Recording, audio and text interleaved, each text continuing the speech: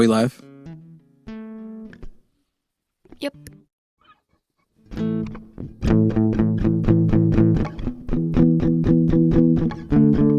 I have to see if I can make all these words work. There's no law that says that you must help ICE. Doesn't matter if they ask you once or twice. There's no... Oh, wait. So if you see ICE falling in the street, grab your barbecue sauce. It is time to eat. There's no law that you must help Donald Trump. He's a big boy. He can wipe up his own dumps. And I didn't really think past rhyming Trump with dump. But did you see in the Oval Office he took a bump? And I'm not just referring to his presidency. He did it right there with his cabinet all to see. And why is chewed gum still going? Chewed gum is apparently not ending now on time. I don't know what I'm gonna do or if this line will rhyme. Fuck ICE. Alright, let's go. Hi, everybody. Welcome to Calling It Now. I'm Jimmy Snow, and this is Mermaid Ari, and we are here to talk to you if you disagree with us on anything. And I gotta tell you, we want to talk to MAGA, but MAGA seems reluctant to call. And so MAGA, let me put down the guitar. I won't mock you with it. Unless you, like, really deserve it. But, MAGA, you're having kind of a week, a month, a year. And I understand right now why it would be more difficult. If I had ran on how badly we needed to expose the people in the Epstein files, and then they turned out to be less of the Epstein files and more of the Trump and his friends files, I would also be like, should I be the one? Should I be the one saying the words and stuff? I would be a little bit. So what I need to know, what I need explained to me from MAGA today is, in the light of the things that we've seen released, do you still support Trump? And if you want, you can call me. You can call me with questions such, and Ari, with, do we still support Bill Clinton? You could ask that question. You could ask, do we still support, well, who else was in the files that was a Democrat? Because it seems like it's mostly Trump, Elon, and his friends. Bill Gates. Oh, yeah. I forgot about Gates for a second. I'm sure they'll bring up Michael Jackson too, Larry Summers, like. Yes, indeed. Was Michael Jackson in the files? There was that one picture of him with Bill Clinton, supposedly on his jet with his kids. Oh, and has that one been authenticated, or is this? It's that was a while ago. Let me see. It's very annoying how, like, there's already enough stuff already out there, and then people are just like, oh, they just found this in the Epstein files, and then it's just something somebody AI generated, like the pictures that are supposed to be Zohran Mamdani, because they're trying to spread the theory out there that he is the illegitimate child of Jeffrey Epstein. MAGA, listen, I don't believe in ICE. I think that ICE sucks. I think they're terrible. If you think ICE is doing a good job, Colin, what were you going to say? There is a picture of him standing with Epstein, and that was real as well. All right. So yeah, it's like it's like for people that are wondering, like, are you just realizing in the year 2025, 2026 that Michael Jackson was a creep? Yeah. There may have been some weirdness there. Luckily, he's dead. So, unlike some people who haven't done us the decency of passing away. You can call us and explain to us why ICE is doing a good job, why this administration is doing a good job, and especially why you would continue to support Donald Trump even now, even after not just a delay, but a purposeful attempt to stop. Because I know a lot of people like to go, well, why didn't Biden release the files? And there's answers to that question, but I don't even care. Like, I don't love Biden. What if the answer is corruption? Fine. Like, if you can prove it's corruption, throw his ass in prison. It won't be around much longer. Sounds like there's some shit going on up his ass right now that probably doesn't make him long for this world. But, whatever. Give it a shot. But, like, did I do something? No, I just realized I didn't have Colin open. Oh, got it.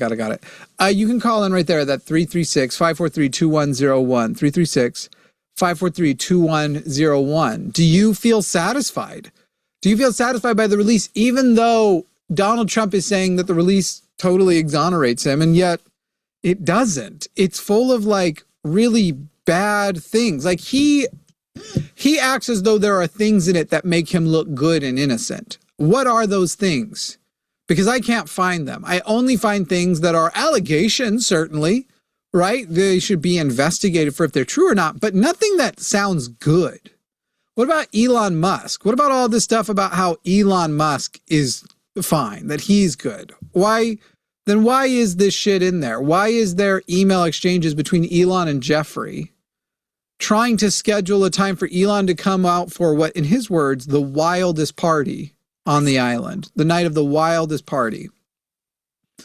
I'm very confused by why he would be doing that in 2013, I believe, were the emails, when Jeffrey Epstein became a sex offender in 2008.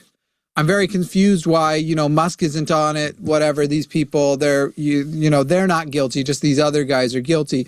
Elon Musk's brother is all over it. Elon Musk's brother, a lot of interactions with Jeffrey Epstein, including a email exchange where he's thanking him for introducing him to his girlfriend. So, Jeffrey Epstein, matchmaker of extraordinaire, who wouldn't want a pedophile helping them find a girlfriend? I'm very confused why you think that doesn't say, hey, we should have investigations into Musk and the other billionaires, including Musk's brother. And you might sit there and go, well, it's Musk's brother. It's not Elon himself. We already said the stuff about Elon himself. You're right. It's not Elon himself. It's just a guy who sits on the board of directors for both Tesla and SpaceX, which now apparently is buying XAI as well. Because the thing that rocket ship company really needs right now is Twitter. It really makes sense to fill out their portfolio. What we need is Grok to fly the rockets.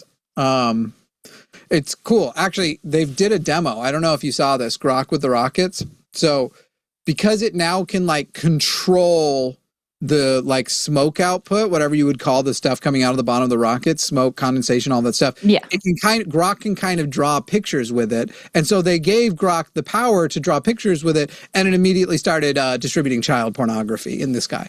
Because that's literally what actually happened when you gave Grok so much power on Twitter. Just to be so clear right now, that's what actually happened. And now Grok is supposed to be the official AI source of our freaking military and our government. Yep. And it's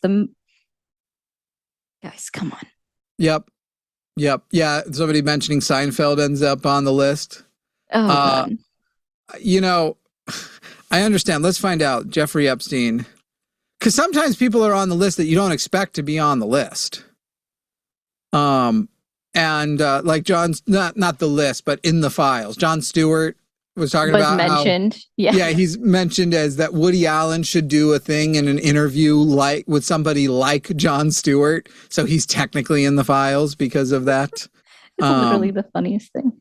Yeah, I got to find out. Because there was a YouTuber, Rebecca Watson, is in the files. I mean, she's mentioned, right? I just looked. Unfortunately, guys, I've checked. I'm nowhere in the file. I just looked. I'm nowhere in the files. So unfortunately, I don't even have have you guys seen this cuck liberal feminist YouTuber? I don't even have a mention like that. I'm sorry, guys. I just checked and I'm not in the files. Well, that's a dang bummer. Live on air, I was like, oh shit, they mentioned me. That would be fucking insane. Imagine actually being mentioned in the files in any capacity, just being like, oh yeah, how about that person? I think you've been doing this long enough that you could have been mentioned. Well, if Rebecca could, I could have been. I'm sure I even covered some of the stuff Rebecca covered. It was possible. I definitely told Lawrence Krauss he can eat my actual ass-flavored ass, which is my joke, guys. When you hear, when Forrest Valkai has viral videos going saying, eat my ass, it's ass-flavored, just know where that came from. Your hero, Forrest, is a joke thief. Anyway, Jeff, that's a very appreciated super chat. I wouldn't mind if you called in though, since you made some. I would very much like to explain to you the mistake you were making about the tax stuff in the comments recently, because that was a little out of pocket. a little out of pocket. You called some of my positions outrageous. I remember the comment, but Jeff, I appreciate you. I appreciate that you're here and presumably want to learn. What is with this anonymous caller who keeps trying to call? It's not really anonymous if they've called before. I'll message you. Okay. Well, no. So the last on air thing isn't actually that they called before. It's any anonymous caller. So it recognizes it by IP or phone number. Yeah. So it just thinks the one. Honestly, there's Johnny on the line who wants to say voting for Democrats is a waste of time. Vote Green. I don't care to talk to people to the left who obviously we disagree in tactic. I don't think communism's even possible anytime soon. You couldn't do communism in a world with states. The moment you do, you lose your communist, not a state. I don't want to. Here's the deal, MAGA. Are you going to make me put a communist on the air? That's the stakes right now, unless you call in. And by the way, if you're watching right now, we'd love it if you would tell your friends and family who are MAGA to give us a call. Let us know and let's talk. Let's talk to those people about whether or not their things hold up. There's this one guy on YouTube. He's live. Let me see if he's still alive. I'm just going to go in. I just want to go in his chat and write, hey, dude, my channel's live right now. You should call and debate us. Because it's this guy, Euro and Travel. Does he pop up in your thing? He's got like 30,000. Probably not. I was actually just reading, somebody was asking if I saw that Nicki Minaj crashed out after the Grammy stuff.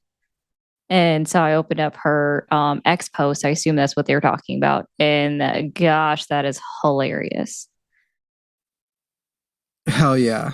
She says, as they do their ritual tonight, God Almighty will reveal himself to them. The ritual will backfire on them. God will not be mocked. Dude. Blessed is the mighty name of Jesus Christ. Every tongue that rises up against me in judgment shall be condemned and put to shame. Watch.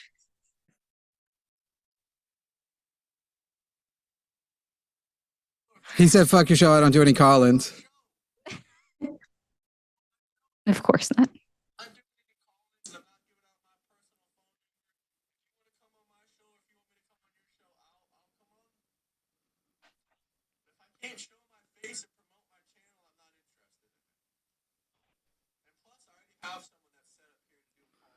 They're always just so upset. He's really trying hard not to call in.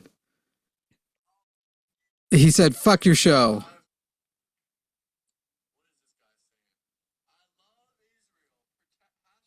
Goodness sakes. Come on, buddy. Oh, and she went after this Jay-Z. influencer. I'm dying for it.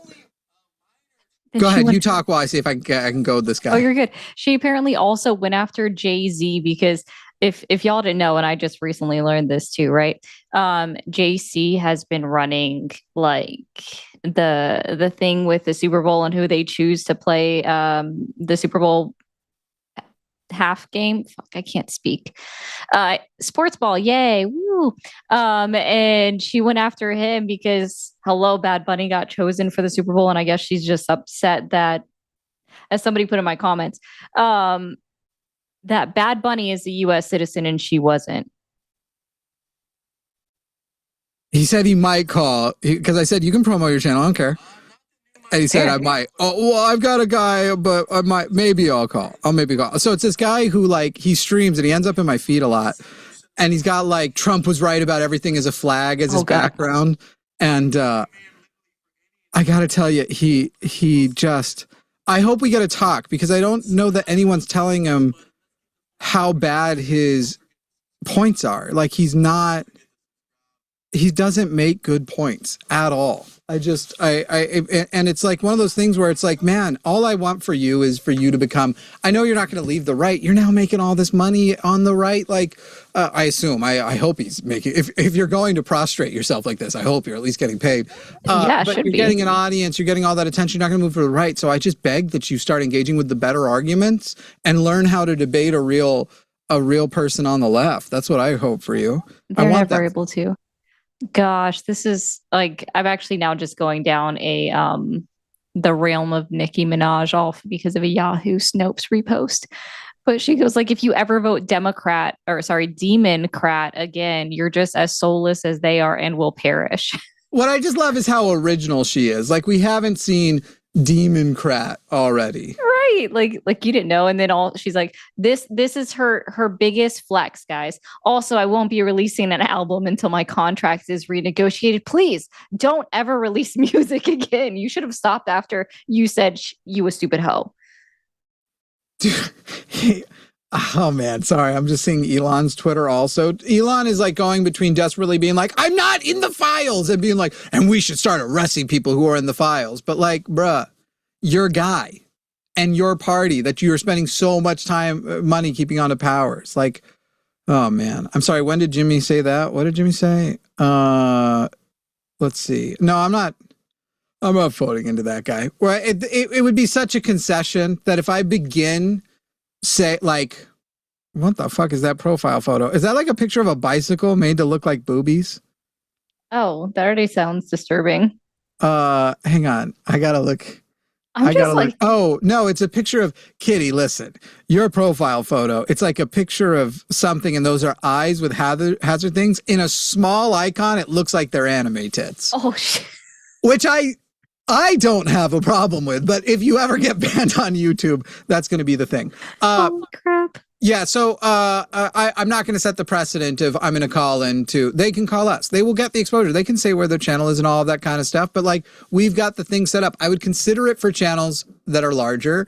I'm not trying to be a snob about it, but I have to have some kind of standard and somebody who. There are people for whom, if I saw that that their platform operated in such a way that I trusted them as I trust ourselves, you know, we could do our thing. All right, let's go ahead and get started. Awesome. We've got Ray in Montana. Ray in Montana, you are on the line with Jimmy and Ari. Ray, how old are you? I am 25. Okay, and live chat, looks like Ray's pronouns are he, him, as you discussed this call. Very graciously gave it to our call screener and didn't even die. That's not a joke at you, Ray. There's a lot of people who just complain about even being asked that question. Ray, you're 25. We've had 3 elections with Donald Trump in them. You were eligible to vote in 2 of them. You were eligible to vote Biden, Harris, or Trump. In those elections, which ways did you vote? In 2020, I did not, let's see, in 2020, I did not vote. 2024, I did vote for Trump. Also, part of me was thinking about not voting again. I was not the biggest fan of either candidate, but I think evil is usually the better choice over incompetence. You think evil is usually better than choice over incompetence. So in the case of Biden and Harris, you felt that they were both incompetent, one so much so you didn't vote. But Harris, you voted against her incompetence. What would you describe Harris's incompetence to me? Most of it just comes down to how she handled the border situation. How did she handle the border situation? Well, we had a large spike in immigration over the period of that tourist, Wait. We had a spike in immigration. Is immigration bad?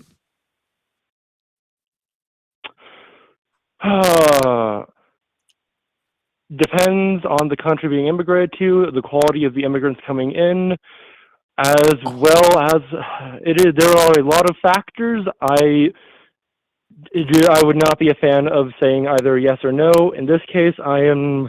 Wait, which country should we not have any or what would describe like an immigrant we just shouldn't have? Because you didn't say illegal immigration, you just said immigration. And I asked you, is immigration bad? And you said dependent on the quality of the immigrant. So let's stick with legal immigration. Are there immigrants we shouldn't take even if they take the legal path? Yes, I believe so. An example here like would be a good buddy of mine works for a potato factory. Lately, he had a trucker come in to pick up a shipment, and boss's daughter goes out to go and work things out, and the man refuses her and says he is not, it is against his faith to talk with a woman. and they had to, well, they had to sit around for an hour for the boss to get back from his lunch or whatever, Dude, Ray, to get all the paperwork signed off. I like that story, dude. Because I also think like we have to worry about elected officials a little bit like this. Did you know that there was a politician who was a religious extremist, like you're talking about, maybe the same religion? I can't tell based on what you're saying. There was this religious extremist who was in the federal government. I want to say like somewhere between like 8 and 10 years ago. And he wouldn't meet alone with women unless his religiously like sealed to married wife was present. That was he would never meet alone with women.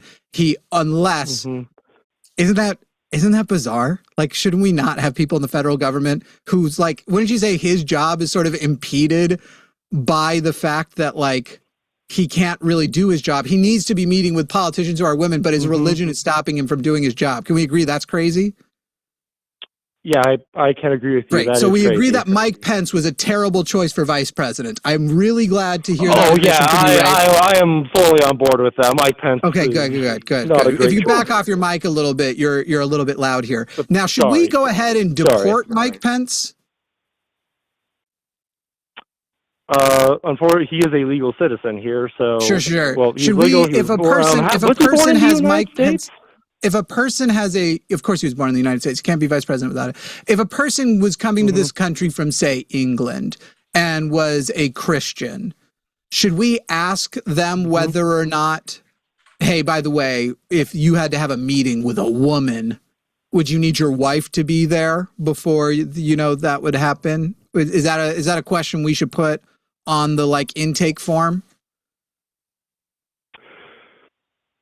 My complaint here, I think the issue we run into here is if we start asking like questions like that, we're going to overfill the form with likely too many questions, and we're just going to end up dragging down the process, I think. Sure. So you would say that asking an immigrant about the specifics, but I like the spirit. So asking an immigrant about the specifics of their religion, for example, would be an absurd thing to do because, I assume, Ray, we both like the Constitution, and constitutionally we can't put a religious test on immigration, right? Yes, that I'd love, part of me likes the idea, but I'll need to think about this more. And what religion are you, Ray? I would say I'm an atheist. Okay. And so would you be okay with then, as long as it's voted in, like constitutionally, like the country decides atheists aren't allowed, as long as the majority decides it is a Christian majority country, would that be a problem or would that be good? Because at least they decided that together. Honestly, I think I'd have to lean more towards good because democracy works better. So here's the thing. Democracy works better the more homogenous the group, voting is. Democracy works better with the more homogeny. The less challenges, the less people upsetting the apple cart. Those are the guys. Well, the problem here is if you get a bunch of people fighting each other, you'll usually have one majority. You'll have a bunch of other small groups, and then the other groups don't get along, but they're forced to come together for the sake of trying to gain power over the two other larger groups, and it's just a mess. And so do you look out at other countries who have homogenized their population and go, that's actually probably a better way to do it? Like, I like how that government controls what news they're allowed to do, controls what things they're allowed to do in their personal life, in their bedroom. You're describing countries that will all agree are great beacons of industry and democracy, like North Korea, they're so democratic, it's in the name of their country, the Democratic Republic of Korea. People's Republic. It's for people. That's the model you think we should be adhering more to instead of a democratic parliamentary model, the thing that every other democracy in the world uses and looks at the US and goes, why do you guys like that? No one else does it because it's stupid. The whole you don't even have real representative government. You would say that you preferred Donald Trump because you thought he was better, he was less incompetent. I think I'm going to turn it over to, because I know Ari will probably have a lot more questions about Kamala Harris's incompetence with you, Ray. I'll turn that over here in a second. But you would prefer sticking also with the model of Donald Trump, whose Republican Party has been trying to enforce even larger amounts of gerrymandering, of forcing seats, of literally having, instead of voters choose their representatives, have the representatives choose their voters. But you're describing democracy as a value you have, while describing the operation of democracy as sounding, what is that word that this sounds like? Authoritarian. That's my problem. You threw a lot of points at me at once. I'm going to have to apologize, but it's too much for me to answer all at once. I've lost a little bit of cohesion in my thoughts because I was jumping from one point to the take next your with pick. what you were saying. Go ahead and take your pick. I guess going off of this like stack style. For the gerrymandering thing, but both parties do it. It's unfortunately part of the game. You know, the game is not to try and be as fair as possible in democracy. Every politician undermines it as much as possible. It's no, I'm sorry. I'm sorry. That's system, not true. So. We can literally measure these things. Donald Trump and the Republican Party have done it as much as possible, and the Democrats simply haven't. I don't like the Democrats. I'm not a Democrat, but they simply have not. In fact, it was strange, and people were trying to sort of virtue signal value check Gavin Newsom when he's like, fine, if you do it by force in Texas, we will do it retaliatorially and we'll set it to expire. So basically, we're going to do it once to counter what you guys are doing. But then if we ever had to do it again, we'd literally have to pass a new law. By the way, Jeff, if you're going to keep calling balls and strikes in chat, you're going to have to call in, because I don't debate in chat. So Jeff, if you're so sure you're right and I'm wrong, you should call in. But you so far said several things that you're reporting things that I've said that I didn't say. For example, I never called North Korea communist, nor did I say that the Democrats never gerrymander. In fact, what I said was you can measure them, and the Republicans do it much more. So I'm looking forward to your call, Jeff, lest you look dumb in the comment section again, like when you thought tax brackets apply to the entire amount a person makes. Remember when you did that? When you said a 90% tax rate would mean somebody who makes $300,000 would only take on $30,000 because you didn't know how brackets worked? Remember that? Do you remember that, Jeff? So, Jeff, maybe call in instead of looking dumb. Tickling my accounting brain with that one. Is that how you think taxes work, Ray? Oh, no, that's how I thought they would work when I was like 19. Yeah, it's a kid's thing.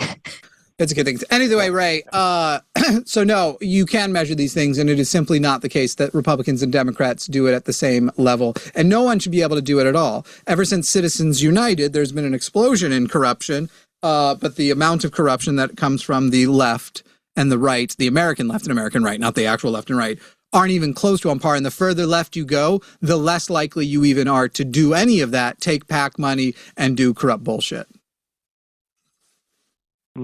Jeff's going to go do something else. That doesn't surprise me. I wouldn't want to look. I wouldn't want to look dumb in front of 1,300 people. All right. Well, why don't you and Ari discuss the While I look for my pencil, you guys discuss the incompetence of Kamala Harris. First of all, real quick, will you just tell? Sorry, what was her name again? Whose name? She ran against Trump in 2024. The candidate. Oh, Kamala. Wait, Kamala Harris. Kamala. You're closer than other people, but I just wanted to see if you'd be the first one to get it right. Kamala, like Kamala Chameleon, like the song. There you go. All right, you two have a good chance. Like the punctuation. I dropped it. See, I have multiples in case that happens, right? So, can you tell me, like, how did you consider Kamala Harris incompetent? Let's see. A lot of this comes down to handling of the border. Watching just interviews with her was okay. Watching interviews with both of them was a wee bit painful, but watching interviews with Kamala on the border. Kamala. At least if you're going to say her name, say it right, or just say Harris. Kamala. Yeah. Kamala. Okay. Yes. Yeah. Okay, so we've got the border interviews. What else? My mind is unfortunately blanking at the moment. Mm. Mm-hmm.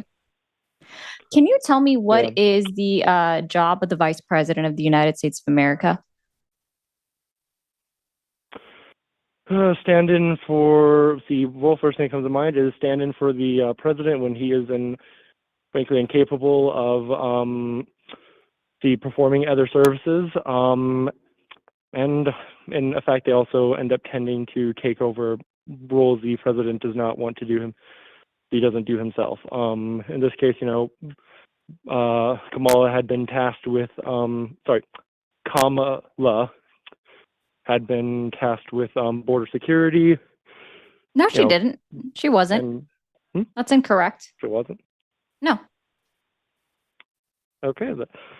Yeah. So she wasn't border czar, nor was she in charge of border security. Oh, well, then I'm going to need to double check my sources. Yeah. Try to move off of right-wing sources. Maybe look at something that's more center.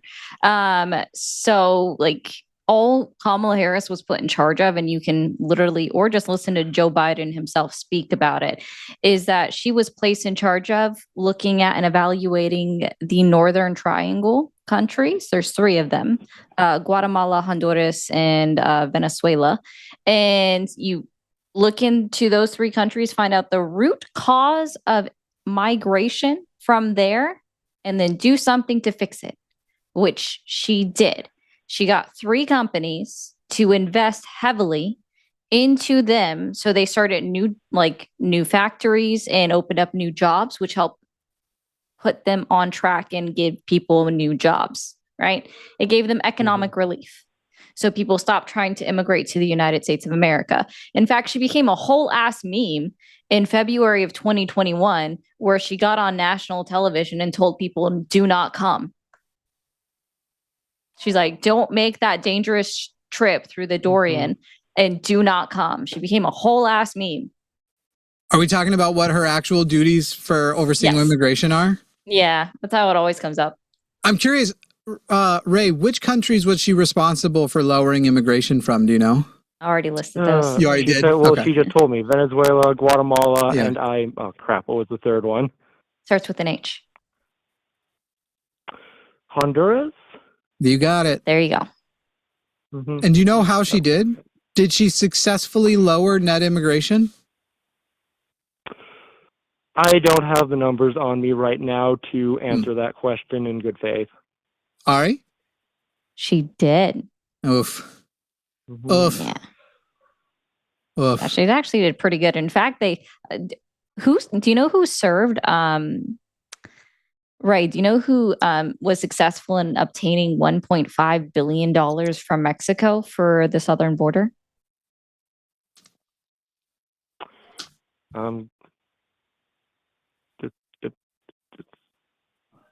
Was it Trump or Biden?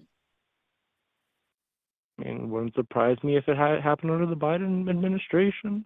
Yeah, specifically from Kamala Harris being in the room in those conversations.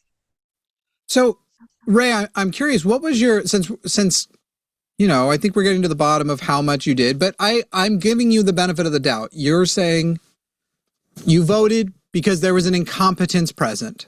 I am curious, when you were doing this research that established the incompetence, surely you must have understood she got to her position somehow.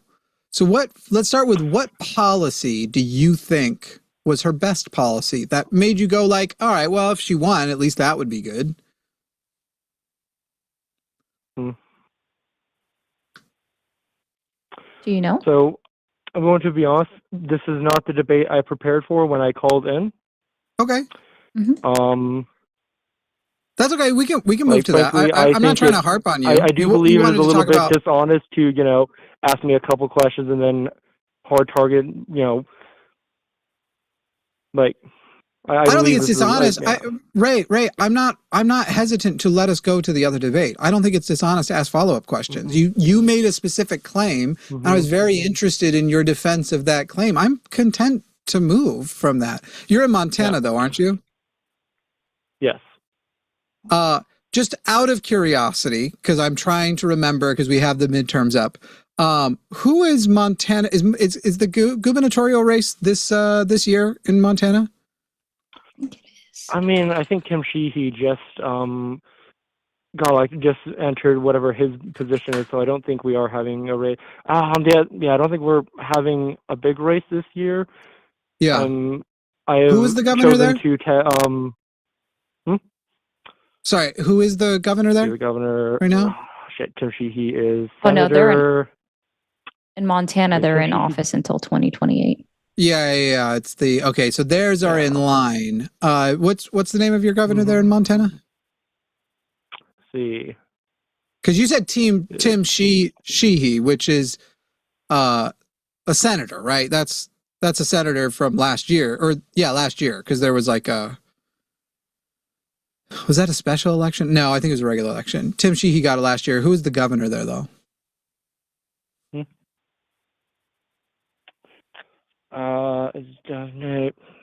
It's like something Gianforte. Oh, Greg. Yeah. Greg Gianforte, right? Gianforte, maybe? Yeah. I don't know how you say his last name. Who's the other? Because we said, now it's going to drive me crazy. Tim Sheehy, and who's your other federal senator? Unfortunately, is it Ryan Zinke? No, I don't think it's Ryan. No. Is it Ryan? No, I think it's Steve Daines. All right, I just wanted to check that. I just wanted to, just because you're in Montana, we don't get a lot of Montana callers. I just wanted to refresh, make sure. Make sure. I mean, your midterms are this year, so definitely, I believe Steve is the only one up. So I hope you hit that information. I hope you hit that. You hit the books and find out who you want to vote for in these midterms. All right, so go ahead and tell us what you called in on. It was on whether or not Renega's shooting was self-defense, I believe. Yeah. Okay. First things first. Can we agree that Alex Preddy's was not? Alex Preddy was murdered, or you don't believe that? I don't really want to say murder because of the rhetoric, because I feel like that's a rhetoric I'm against. But what would be the rhetorical problem with that? I guess to me it's an unjustified killing. An unlawful, unjustified killing is a murder. Do you have a different definition you would use? Yeah. Can't think of a good word, but it's not a trick question. I think that works. I understand that you want to say I mean, murder obviously has I want to say negligent homicide. I really want to say. Do you believe that more than negligence, though, they acted like it's even more than incompetence, that those ICE agents showed a clear aggression for a person who was merely trying to assist a woman who had been pushed down and pepper sprayed, and that already the beginning of the interaction was unjustified, them pinning him to the ground and fighting him to the ground and pepper spraying him. So you have an individual whose senses are on fire, very literally in this case. I guess that is still figurative, but the sensation of burning, trying to just not get his head slammed to the ground, that already there was an excessive use of force. And then at the moment that they decided to kill him, there was nothing to justify that killing. I think the killing can be blamed here more on too many chefs and effectively a cook. Too many chefs in the kitchen is what I would say, because from my understanding, what happened here is Alex Preddy had I can't remember what the name of the model is, but I remember it has been. Well, it doesn't matter what kind of gun he had, right? It does, because it misfired, and that model was particularly bad for misfire. I'm sorry. So then you have, we have a misfire. No, did you? Ray, that's not a confirmed fact that the misfire happened. The gun he had, if it misfired in the hand of the agent, but the response to it wasn't. You can watch the videos, and it's very clear with the audio. The response wasn't to a misfired gunshot. It was the phrase "gun, gun" by the guy apparently taking the gun out of his pants. It was their response to just hearing the words "gun" and going, "Okay, this motherfucker gave me a reason." And then 2 individuals executed him.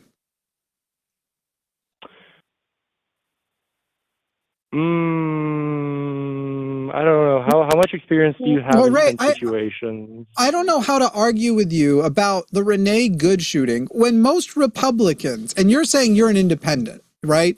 You didn't like voting for Trump, but you liked it better than the incompetence of all those policies that you looked in on and all of her plan for America that you clearly researched. That's why you did not vote for the incompetent Kamala Harris. And I'm willing to discuss the nuances of the Renee Good shooting and even make some concessions if necessary. But I don't know how to do that with a guy who's claiming to be independent, but can't see murder with his own two eyes. As like, it's the reason why I went to Preddy was to make sure we were arguing at least from a basis of, okay, when it's clearly homicide, when even Andrew Schultz and Joe Rogan are saying this is clearly murder. Again, I would say I think negligent homicide is more accurate than murder here. Why? Actually, okay, is there a legal distinction?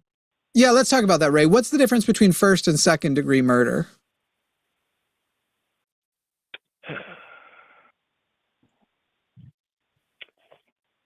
What you can give me the definitions, and we can argue those. Or, yeah, but we can argue Ray, using those terms. I guess the problem we're having now is what we were having with our issues prior. Is first you degree, I believe, requires intent. Premeditation is what it requires, not intent. Premeditation. Yes, premeditation. And then I'm assuming second is intent, and then I believe third is negligence. You believe third degree murder is negligent. So the point I was trying to make, Ray, before you very loudly gave me your clarifications, is I worry that you keep calling in with definitive, like, I'm not going to call it that. It doesn't meet that. And then when asked follow-up questions, when asked about policies of Kamala Harris, when asked about immigration, when asked about, so far it seems like you have a lot of strong opinions, but not really necessarily knowing the topics as well.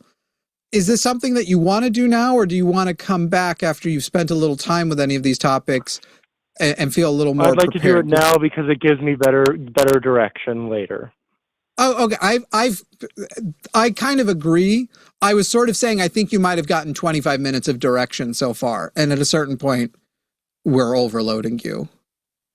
But all right, so I guess I don't know how to engage here because I don't know how a person. To me, it's kind of like when a person calls in and goes, "Why should my taxes pay for the healthcare of other people if I don't need it paid for myself?" And it's kind of like I don't know how to get through to a person's head if they don't already understand why we should just take care of each other if we have the resources to do so. You know, even just from the level of, I don't want, if I end up in that situation one day, I would like there to be a system in a country that I've paid my dues in, kind of paying that back and taking care of me in the hopes that I can get back better and start contributing to society again. Like that's kind of like where I feel, it's a very similar feeling I feel with you right now of, I don't know how to argue Renee Good with you if you can't see how bad, how obviously terrible the Alex Preddy murder is. And by the way, I'd give it first degree, premeditated. Indeed, premeditated. Because people think premeditated means you had to plan for it elsewhere. And it doesn't. It just means you definitively decided. You went looking for it. You were already engaged in force. You were meaning to harm up to killing and then ended your interaction with killing. I mean, I do think that's a fair thing to consider. I mean, we do have evidence of Alex Preddy messing with them before.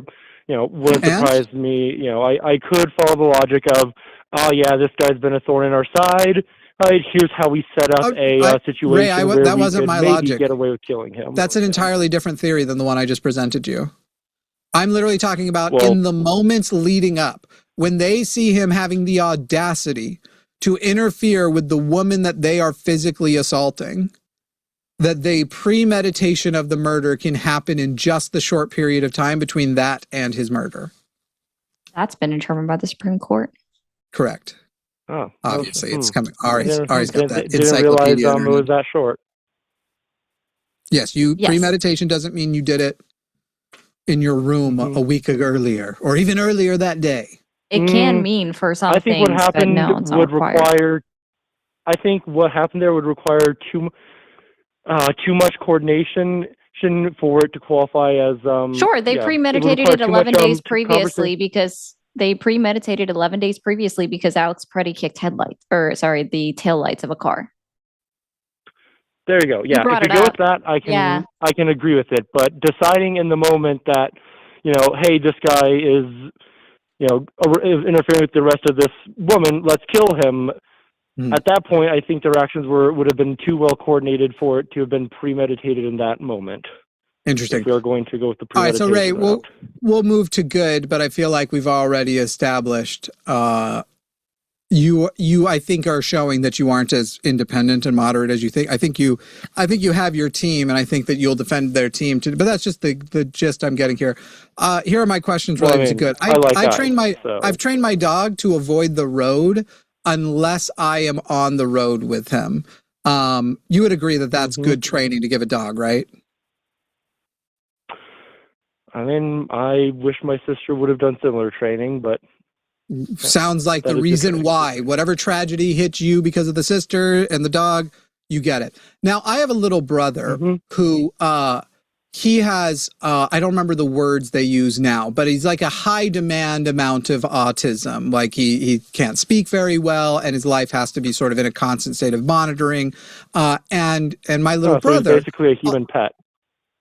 No, that's a crazy thing to say, Ray. But anyway, my little brother, wow, what a fucking weird ass thing to say. My little brother was also taught the concept of don't go on the road. Don't ever go on the road, and has grasped it and is very good with that concept. And then children, you are aware. Do you have any children yourself, Ray?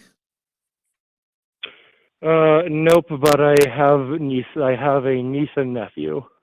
Okay, cool. And I'm sure you're aware that the parents of your niece and nephew have probably taught those children, don't go on the road when there's active traffic. These are the safe ways to cross the road. And by the way, don't ever really cross in front of a car. When you have the option, go behind a car, because you're much less likely to get backed into versus ran over. Those are pretty common things to teach our pets, to treat young children, even those with high demand autism and those without, who are neurotypical. And so, Ray, I'm certain I don't even need to ask if you agree with that. Now, if we've taught that to children, why do we not have the expectation that full-grown adults with training, military gear, military training and equipment can understand their own policy? Their own policy, which is don't stand in front of cars. And if you have the option, if a car seems like it's coming for you, you aren't justified to fire if merely stepping out of the way would get you out of the way. Why do we have higher expectations on children, and in my case, my dog, than we have on ICE agents? There's a premise here I disagree with. One, okay, go ahead. Said he was standing. No, we can watch the video. He was in the process of walking around it. You're right. Actually, no, Ray, I'm glad you brought that up. I'm glad you brought that up, because not only did he cross in front of the car as he shouldn't have, because he's already shown that he's able to get back and forth. Technically, the motion that he was in was one of, had he merely just taken one more step, even moments before Renee Good tried to drive off as she was looking at a different officer that was yelling at her. Had he just continued his motion and not stopped to move the phone to his hand so he could pull his firearm because Renee Good's wife suggested he was fat, he would have never, ever had to make the determination. In fact, what you see is he is walking that way and then pulls the gun and plants himself instead of getting out of harm's way. So I ask you once again, why are children able to figure out how to stay clear of vehicles, but we don't have the expectation of a DHS official to follow the policy that says if the option is move out of the way or fire, move out of the way, and in general, don't stand in front of cars? I think you are expecting to see too much competence of any individual there to only as much as my dogs. Never break that rule. And second, yeah, only as much as my dogs. As a driver, we are, pedestrians have right of way. We are, as drivers, we are responsible to not hit people in general. This rule. Yeah. And so I agree. And so we're in a situation here where he is breaking policy, couldn't figure out the policy. My dogs and my kids, my siblings and my nieces and nephews, they've all figured it out. How many times have you walked in front of a car in the parking lot that had a person sitting in it idling? This is very interesting that this is where we're getting to. How many times have I walked in front of a car in a parking lot that has a person in front of it idling? I don't know for sure. However, I will tell you, when I walk through a parking lot If I see signs that this person is even possibly unaware, I definitely make an attempt. In fact, I don't even trust people with turn signals when I'm driving. I would say I drive defensively, probably much better than an ICE agent through a crowd of protesters does, for example. Probably better than National Guard. Yeah. So, Ray, so far you are just justifying that he broke policy. Not only did he break policy, he chose to defy it. Because again, had he merely kept walking the direction he was, instead of clearly reacting, moving his phone after getting called fat, not direct, it wasn't fat. It was, go eat lunch, piggy, or something. I don't remember exactly what she says. Big boy. It was big boy. She called him big boy.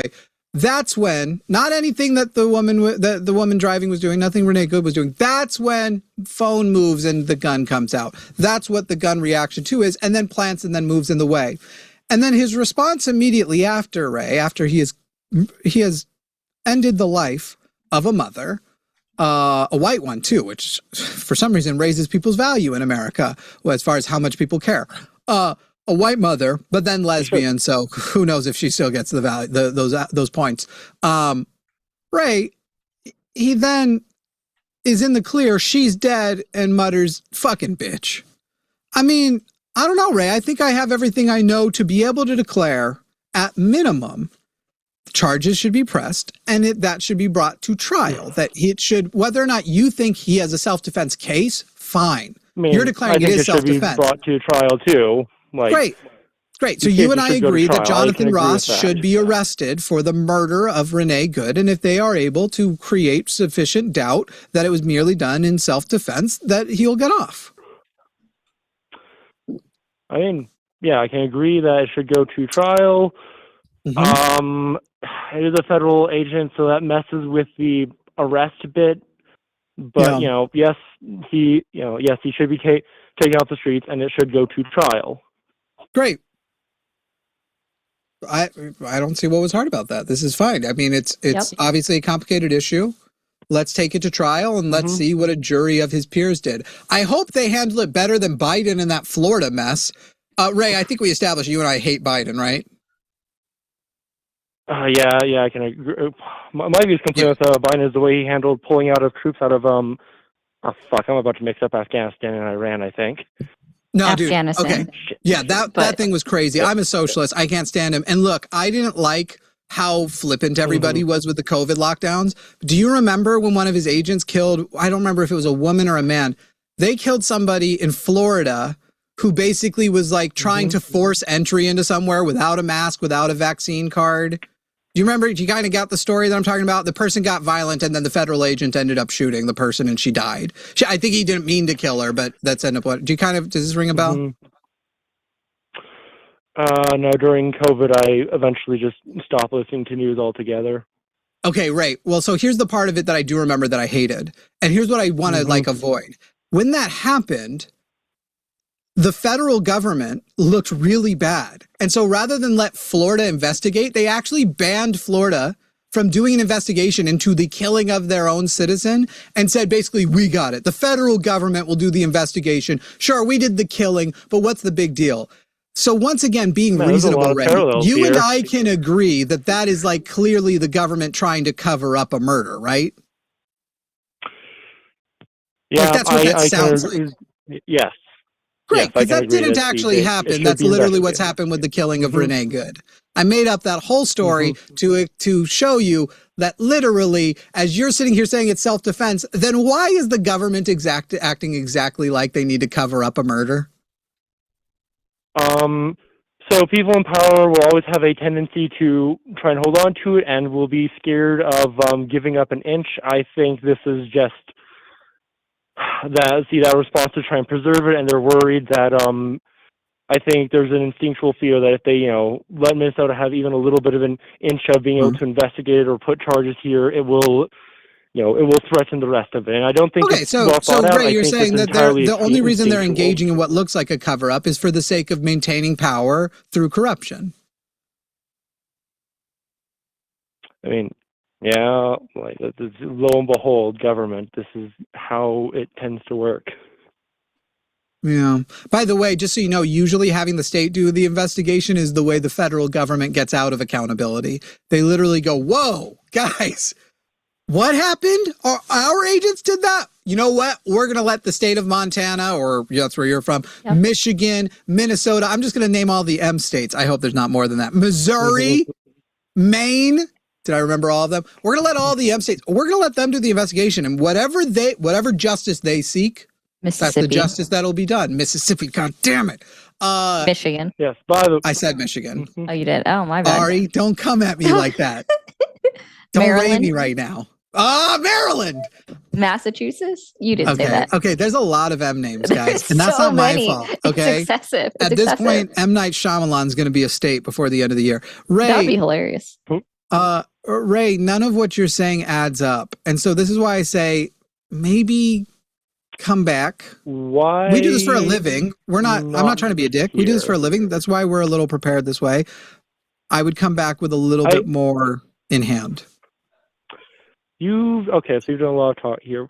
So typically self-defense cases, whether or not self-defense is optimal or absolutely needed does not always stand, and especially for law enforcement, we have laws protecting them in such situations to allow them, as law enforcement, you're going to be let's go to court and find out if this exception that you're saying makes, because just so you know, trials that look almost identical to this have gone to trial. All the way. Cases. So all the way to the Supreme Court, and the Supreme Court has found that the officers, because they were already acting in violation of the policies that are present to save people's lives, the officers end up being held liable for the loss of that person's life. Maybe you've heard of this Supreme Court case. It was actually, the decision was released May of 2025.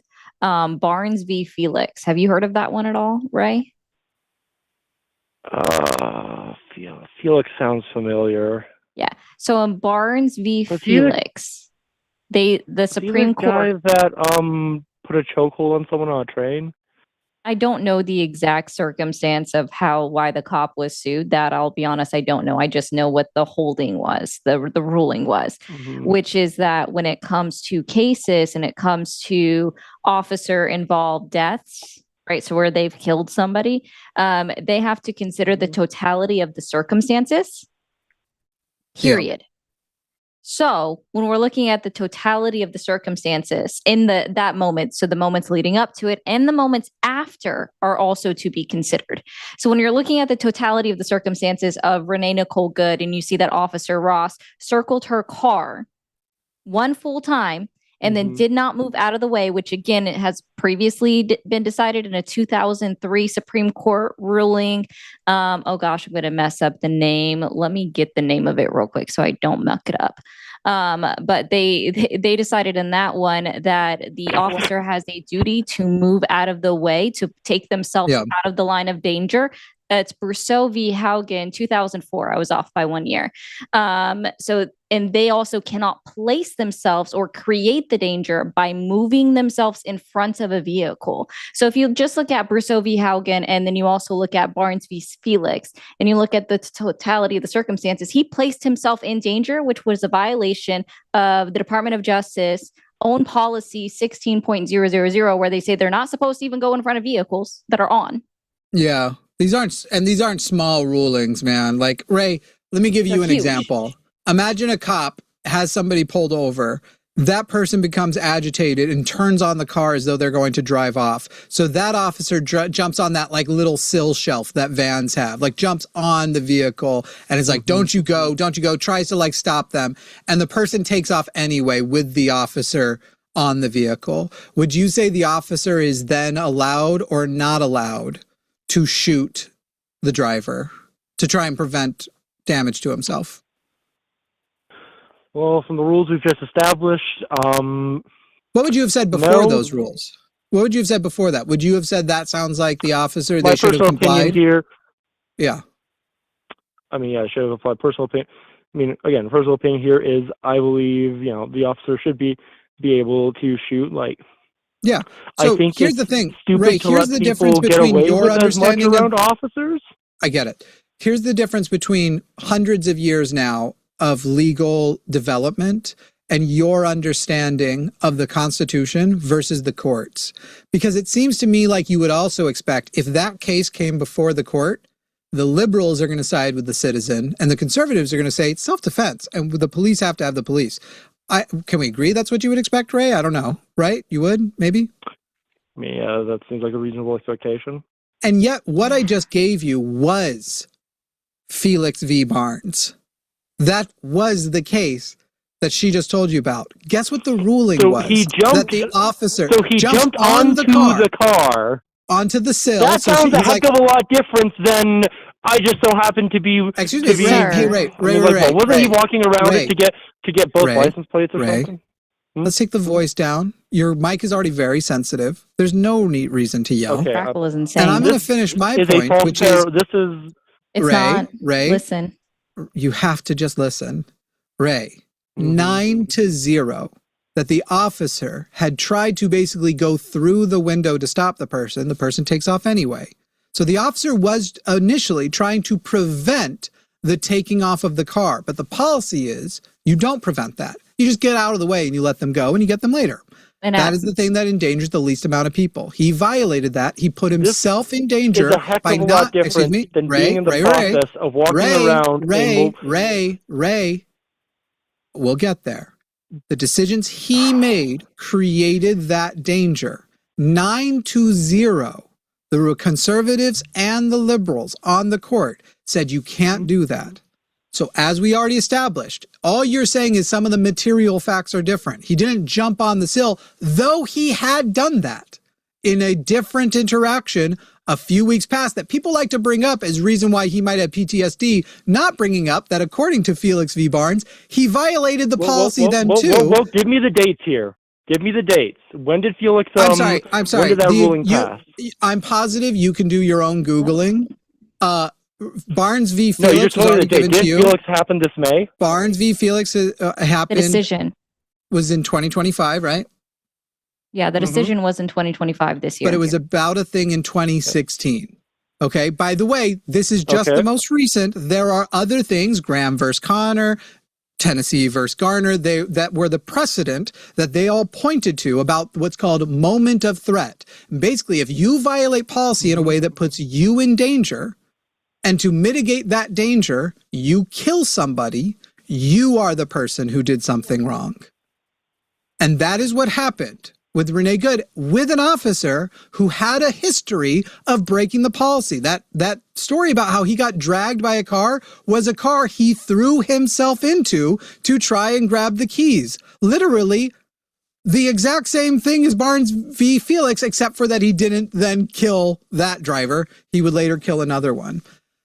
Ray, your understanding of the Constitution doesn't even line up with conservative judges put into place by Donald Trump's understanding of the Constitution and the duty that the police have to be there to keep us safe, not to try and create a scenario in which it could even look like they were just looking for a reason. And I gotta say, the guy who pulls his firearm, not after he's crossed the front of the car, he's already there, but in response to being called big boy, and then calling the person he's just killed fucking bitch, I gotta say it has the appearance, if not just clearly being the corruption that we're describing here. Totality of the circumstances. They also have to, again, they include the moments after, and they have to consider his next statement of you fucking, that fucking bitch.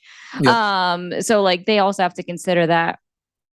But Brousseau v. Helgen, which is the one that literally states that officers cannot place themselves in the line of danger by stepping in front of a fucking moving vehicle, sir, you didn't address that one. He literally placed himself in front of a vehicle that was on and running and then moved. JCH, when are you going to call in?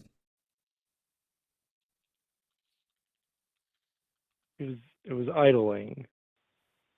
Idling during the stance or the time when he's walking around. And it was running. Yeah. Again, so we'll read this. Brousseau does not authorize officers to create danger by positioning themselves in front of a vehicle. The court also explicitly acknowledged cases where stepping into a vehicle's path undermines their justification for the use of deadly force. So when in Barnes v. Felix, They ruled on the totality of circumstances needed to be considered. They were also looking at the Brousseau v. Haugen 2004 decision. And they added that in there. He placed himself, so Officer Ross literally placed himself in the line of danger by walking back in front of her car, which he wasn't supposed to do to start with because it's a violation of the Department of Justice and the Department of Homeland Security's own policies.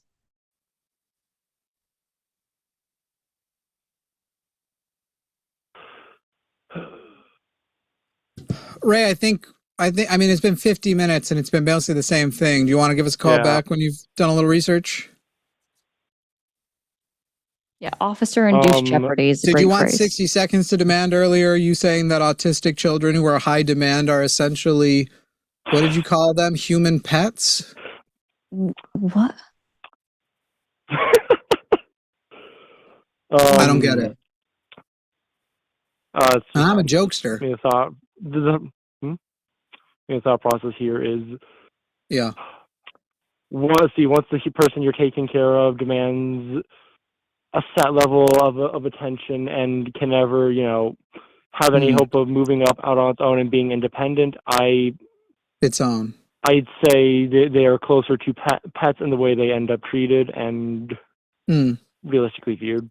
Yeah, I got to tell you, Ray, you call in as an independent, and yet you give off the conservative dehumanization tactics that are just so prevalent in every genocide.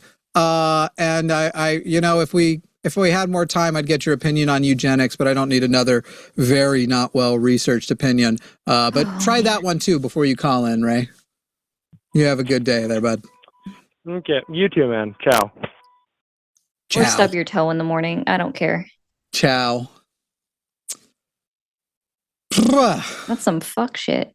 That was rough. Yeah, like I never understand. Like, for one, trying to justify it.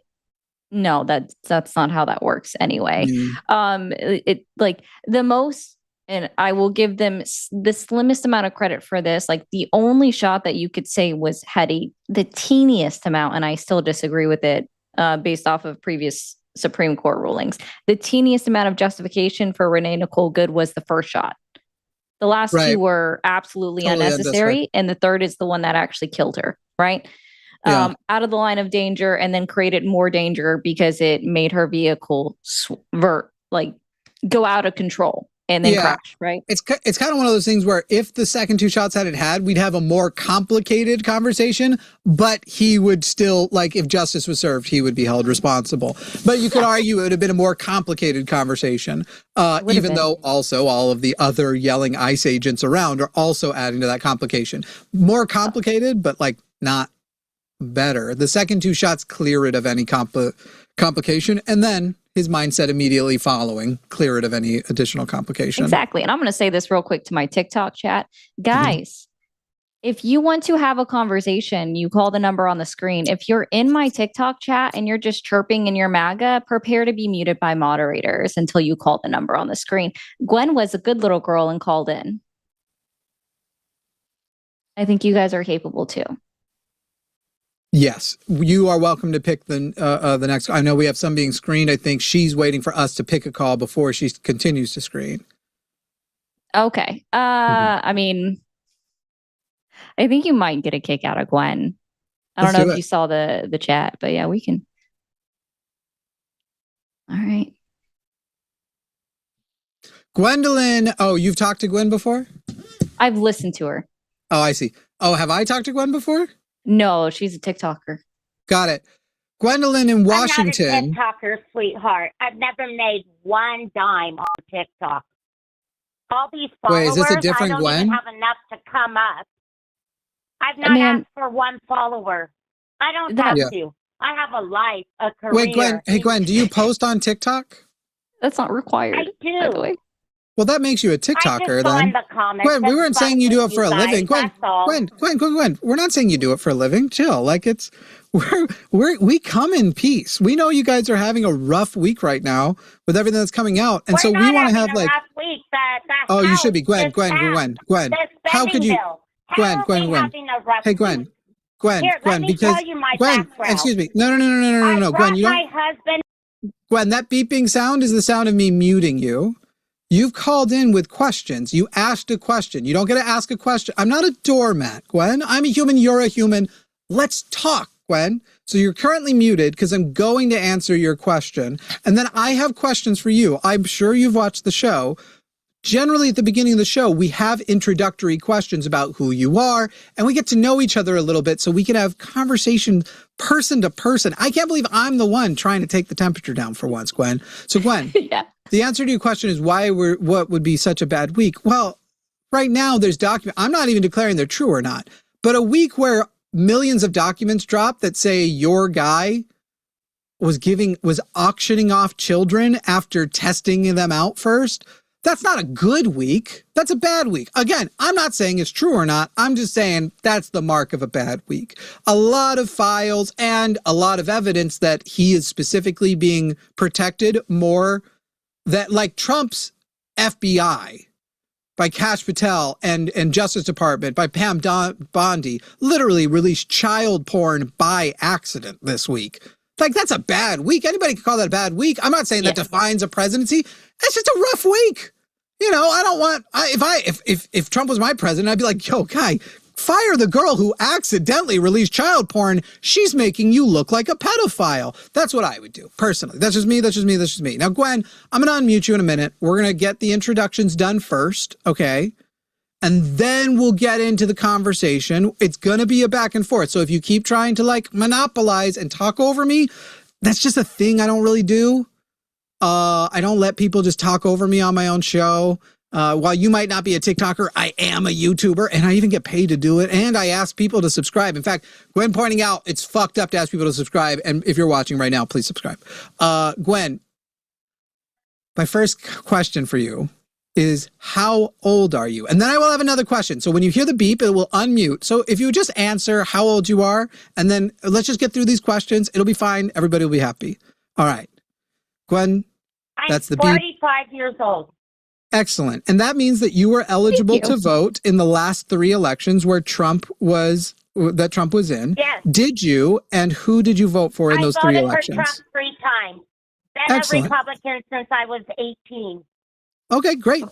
Okay. Now, Gwen, we have 1,800 people watching live right now. They're going to be talking about it. I would ignore the chat, but while they are in there talking, if they want to say like you made a good point, they're going to want to say she made a good point or he made a good point or they made a good point. Honey.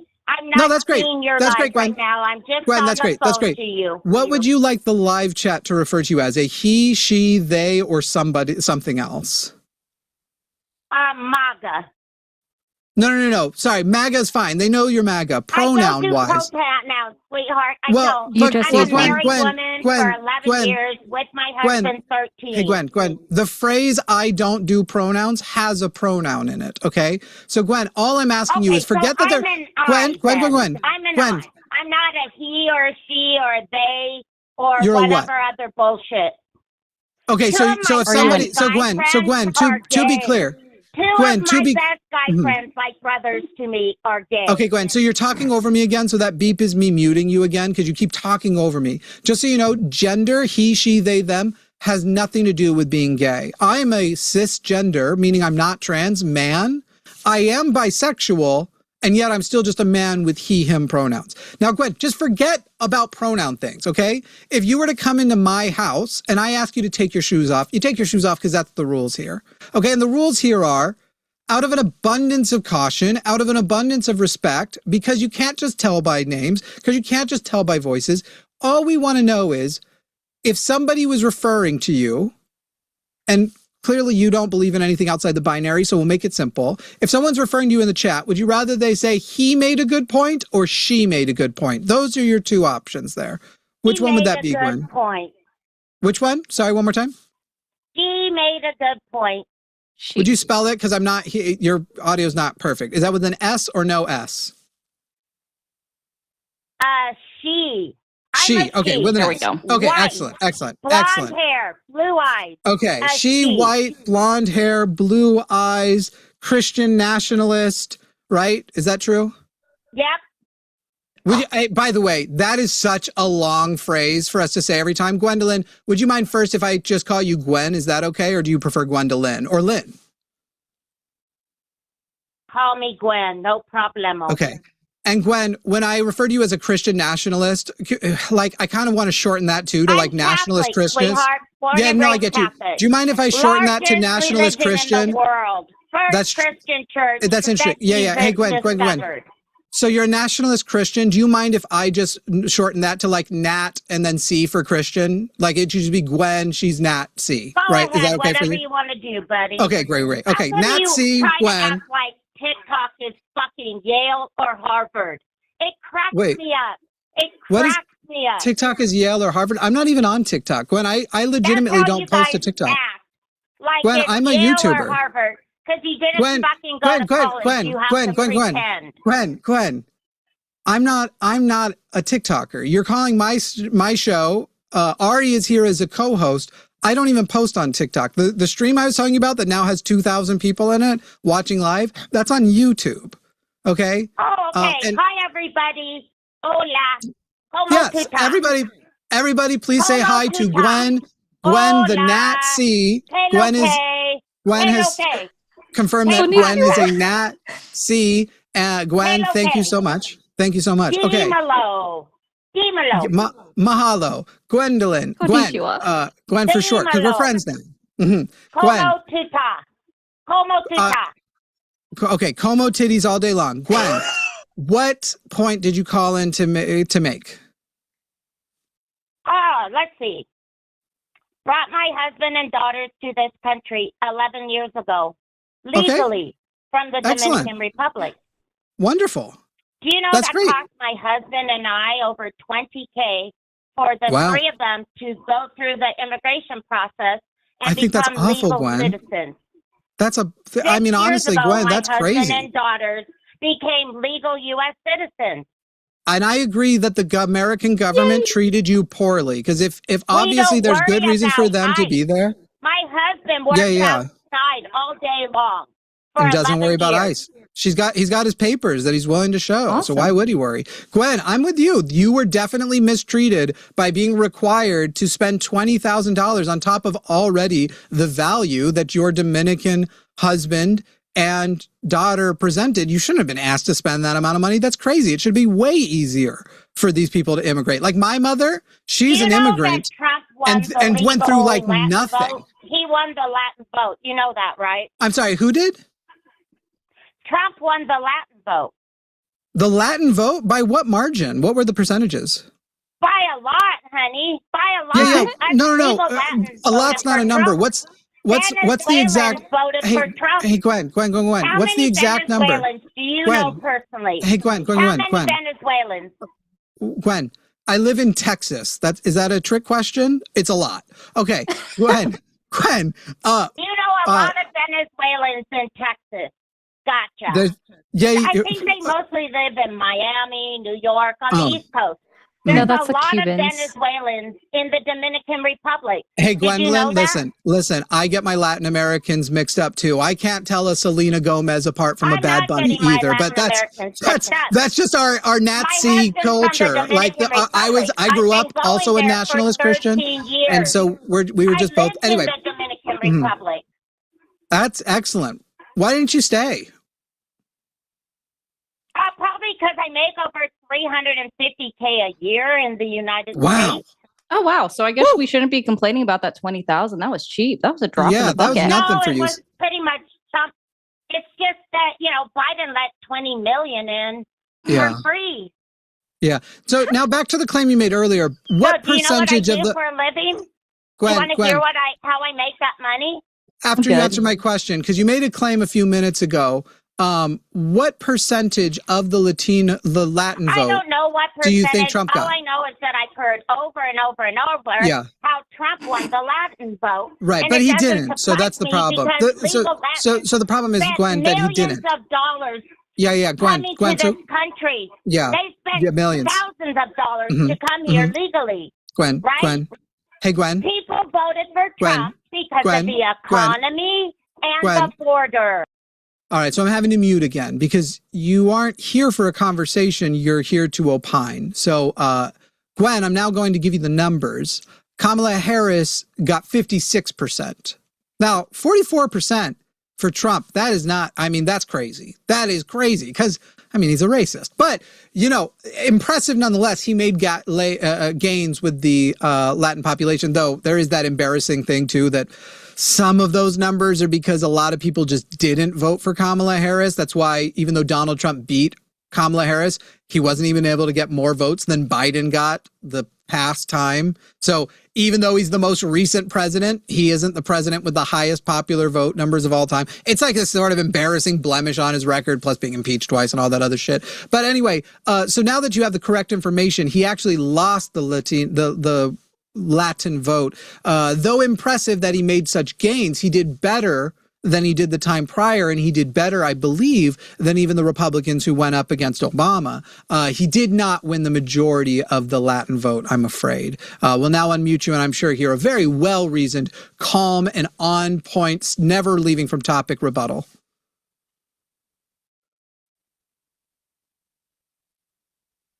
If Gwen? President Trump wins. Mm-hmm. The election, yes. Yes, we asked who won the Latin vote. You said it was Trump, and that wasn't correct. He lost the Latin vote. He made gains with almost every population from his first term. He did better with almost every population than he did the prior. And he took he saw gains in places that Democrats usually have as strongholds, but he did not win the majority of the Latin vote. I'm afraid that was incorrect. Oh, Chatter's just asked a good question. Who won the election in 2020, Gwen? Kind of interesting. I just did a little research. You see, Sure. I'm an instrument specialist for Great. Okay. You really wanted to make sure we know. Diagnostic capital equipment company. Gwen, I'm glad you brought that up. I'm a type of instrument specialist myself.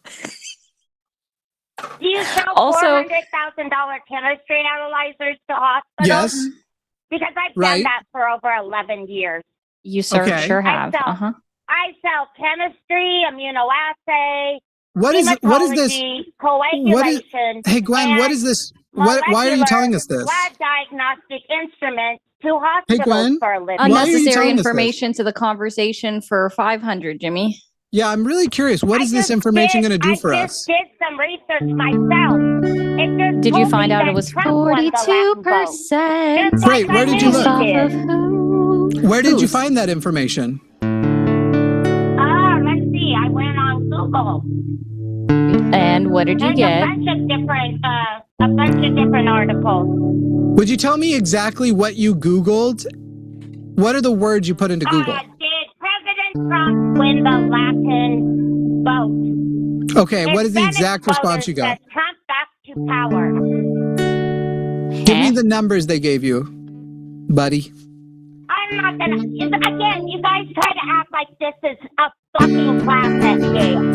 Trump won the last vote. This is not a fucking class at Yale. My daughter voted for Trump. They love My daughter voted for Trump. Yeah, and to be clear, I just want to point this out. So she's reading a BBC article. Okay. She got a. I muted you for a second, Gwen. I couldn't. Yeah, we just need a second. Gwen. I love it. So, Gwen, this is what happens when you only read the headline, right? Because I found your headline. It was quite easy to do. It was from the BBC. And then I went ahead and opened that article. So here's the headline. Hispanic voters sent Trump back to power. Now some are souring. And then if you had just actually opened it, which I understand the BBC has a paywall. If you've opened up too many of their articles now, it's quite disappointing. And then you just scroll. You don't even have to scroll far. It's literally the fifth paragraph, which is technical since they break it up so much. It's really only the fifth sentence as well, sixth sentence. And it says, that election saw Trump receive a higher percentage of the Latino vote than any other Republican in U.S. history, with 46% of the varied electorate casting their ballot in his favor. So Gwen, I'm going to unmute you. And when I unmute you, I want you to answer this question. Which number is the higher number, 54 or 46? That was in the article I read. It said Trump won the Latin vote. And I've heard Trump talk about that in speeches. Sorry, Gwen, I've muted you again because I asked you a very direct question. Which number is higher, 54% or 46%? Which is the higher number? Oh, wow. Which is the higher number? Millions of dollars worth of... Well, if you sell millions of dollars of worth of product, this should be a quite easy answer for you to give. Is 54 higher than 46 or is 46 higher than 54? The chat is dying to know. Figure that out. I mean, I'm hoping you will figure it out. So which one is the higher number? I'll get Yale on the phone if you need it. I think it was 54%, but I think that's not the article that I read. So 54% is the higher number? Trump's speeches, most of Trump's speeches have said he won the Latin vote. So you guys need to ask Rock. I can ask Rock. We'll ask Rock just for you. I don't really give a fuck, lady. We won. Who won the Latino vote in 2024? While you look that up, if I might. It makes me want to sign in. Lord have mercy. Screw Rock. I'm a nationalist Christian, a Nazi for short. When I get my party in, we'll kill you in the court. I don't give a fuck what the things are you tell. It's not like we're in a class featured at Yale. Oh, what was her name? She hung up. Gwen. Oh, Gwen, where'd you go? Oh, go. I fucked it up. Oh, Gwen, where'd you go? Gwen has never had a single conversation, 'cause that would require shutting the fuck up for 2 damn seconds. That's coming from me, fucking Jimmy. That's fucking weird.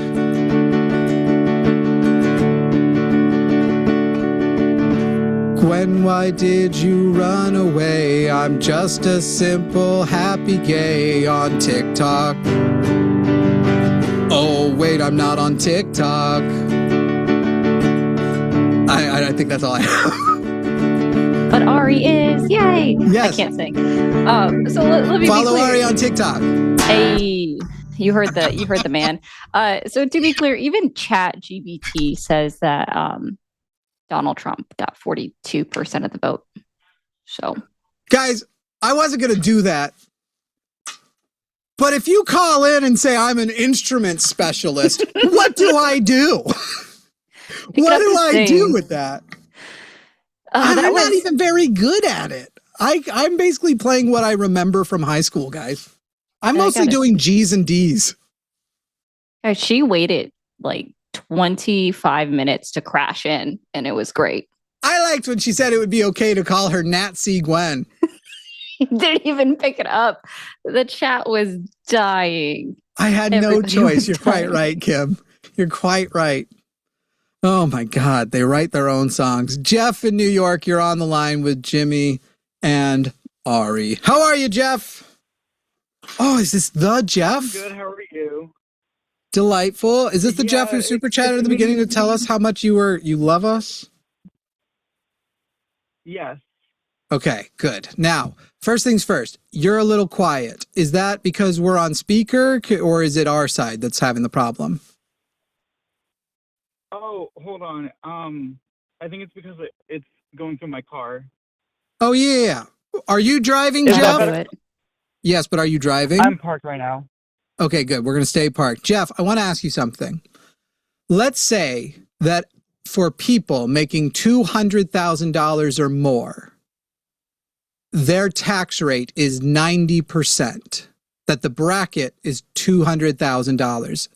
How much in taxes would a person pay if they made 300,000?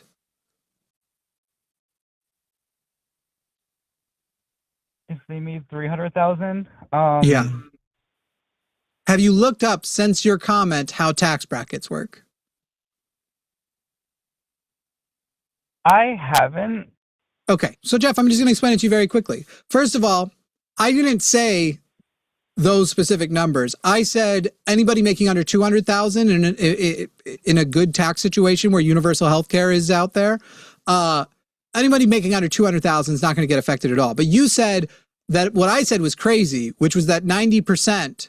So a person making 300,000 would only make $30,000. They'd only get to keep 10%. And that's interesting because you must have missed where I actually said at a certain point, personally, I'd do a $100,000 tax rate. But let's say that the tax bracket for 90% starts at 200,000, which is not the number I would introduce it at, but just to stick with your example. That means the 90% kicks in for the dollar they make after the 200,000. And then any dollar there further, unless they hit another bracket. So while they might have had a bracket before that, let's say it's 25% before, that first $200,000, they'd pay $50,000 if it was 25%. And then on the next $300,000, if you took 90% of it, they would pay 10,000, or they would only get to keep 10, they would pay 90. So a person who makes 300,000, if those were the brackets, which isn't what they would be, but they would not in fact only keep $30,000, they would keep, was that $160,000 is how much they would keep of their $300,000. That's how a tax bracket works, Jeff. And so I would say that there should be a maximum wage. I don't know what the exact number is, but it's easy to defend that 100 million. No one needs more than $100 million.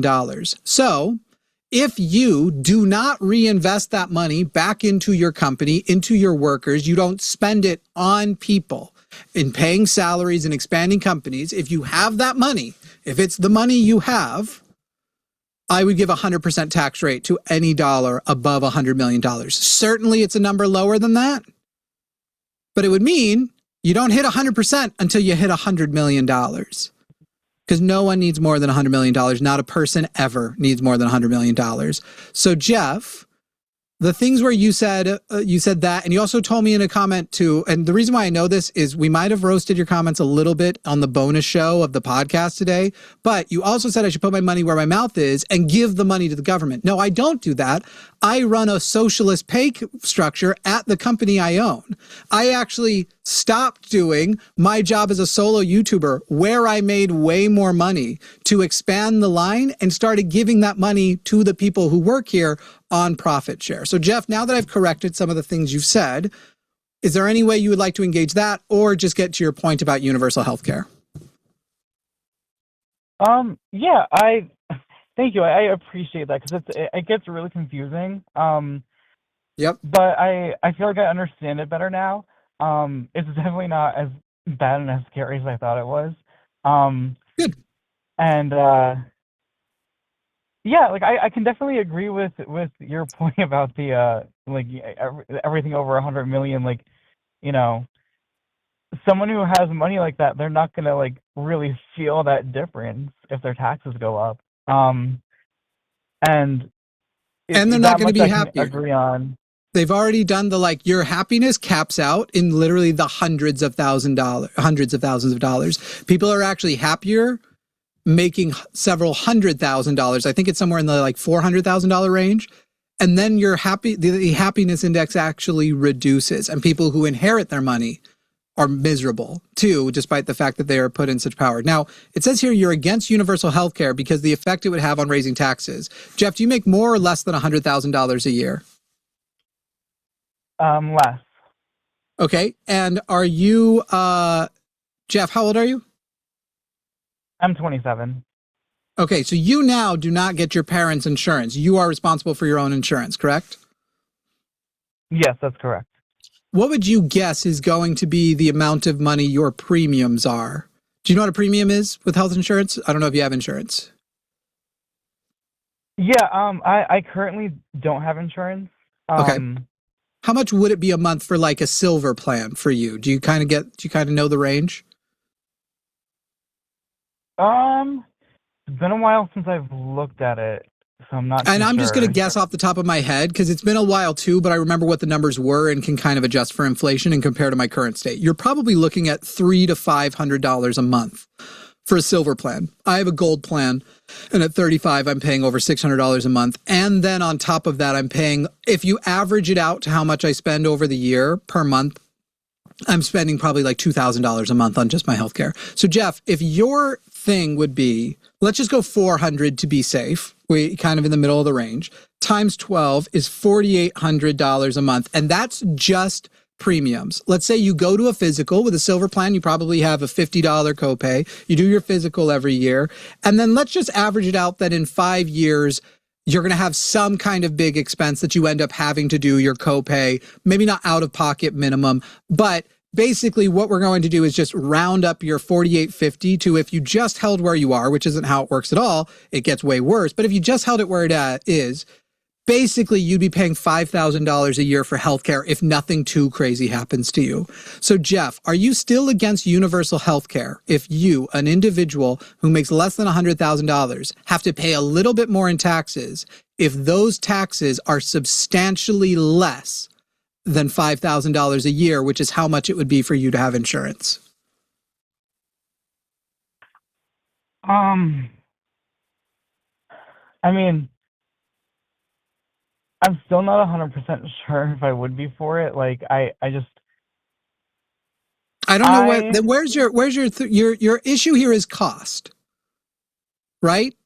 And it's actually cheaper for you because right now, if you have to go to a doctor, you either have to out of pocket if it's in the daytime, or you have to go to the emergency room, and it will financially ruin you. Okay, we don't have a public option. We don't have universal health care. We certainly don't have Medicare for all. So let's say I said, okay, listen, we're going to take, and these are actual estimates from politicians, we're going to take $20 to $40 a month from your check. Okay, so let's take the high end of that, $40 a month. That's $480 in a year. But as a result, you save $5,000 a year because you no longer have premiums, co-pays, any of that. You're still against it? I mean, I see what you're saying, like how, you know, for me it would work out better. But I guess I'm like, would it work out better for the majority of the country is kind of where I'm like wondering. Yes, Jeff, we have the worst health outcomes of the developed world. Did you know that? Do you know of all the like Western developed countries, they all have universal health care, and Cuba has better health outcomes than Americans? Because when we say Americans have the best health care, we only mean rich people. If you average in everybody else, it's much worse. In fact, the things they criticize other countries for are worse here for even insured people and certainly the uninsured. So you have, for example, they love to say, what about wait times? In England, if you have to have something done, you might have to wait months to have it done, which isn't true of anything that's life-threatening, but it can be true of quality of life things. Meanwhile, it's something like 80% of Americans have reported that they have not gone to the doctor because they needed to save money to go. And so either the problem that they were worried about resolved itself, or they were able to ignore it, so they never went at all, or they had to put off until they could afford it. So the wait times aren't better. They just have it on the books there. But I am not joking. I have an appointment with a dermatologist that's within my network. And because of where I live and my accessibility to places around me, it's literally not until November to get one within like 20 miles of me. So my wait time is November. Jeff, I don't understand where your hesitation is, because if we go to universal health care, we also get rid of the most important thing, which is profits. Whether you get sick or not should not be something somebody else gets rich on. And if somebody else is getting rich on it, you have to think about what will make them richer. And the answer is denying as many claims as possible, right? And charging more. So with the profit incentive, the individual who is getting the healthcare is going to end up paying more, a lot more, and the costs of everything go up like crazy. I've been in the ER many times. I've seen the Tylenol I take at home for a number of cents be $50 on an itemized bill. And that's what having a for-profit health insurance industry does to a country, and healthcare industry does to a country. So now, Jeff, what do you possibly see as the negative of doing what every other developed country has figured out, including that if you do this, you end up with a healthier population who's able to support itself even better, able to get jobs more because they are healthy. People are able to actually be more otherwise independent because the government makes sure that nobody is left to fucking rot and declare bankruptcy for getting sick. Jeff, this is the data. It's not a guess. We know what's happening in every other country, and we know what outcomes are here. So, Jeff, what is your hesitation? I think that my thing is just so with what you're saying with, like, you know, we have all these other countries that already do what we're debating whether or not we should do. So many of the people from those same countries come here for a better life because they think our system is better, like in general. They don't. Jeff, So Jeff. Western developed countries are not coming here for a better life. You're describing like people who come from countries that are impoverished, people that sometimes the word is overused, come from third world countries. But there's not a line out the door of people wanting to come to from like Poland or the Netherlands or the UK, quote unquote, for a better life. Those people usually come for family or specific job opportunities, not to escape a worse country. The way America is centered in your mind is like the masturbatory shit we were told in civics classes by our teachers who were veterans and fucking climax every time the Pledge of Allegiance is said. Like, that's not real, Jeff. The developed world, the world with lots of technology and shit, aren't looking at America like that's the place I want to go.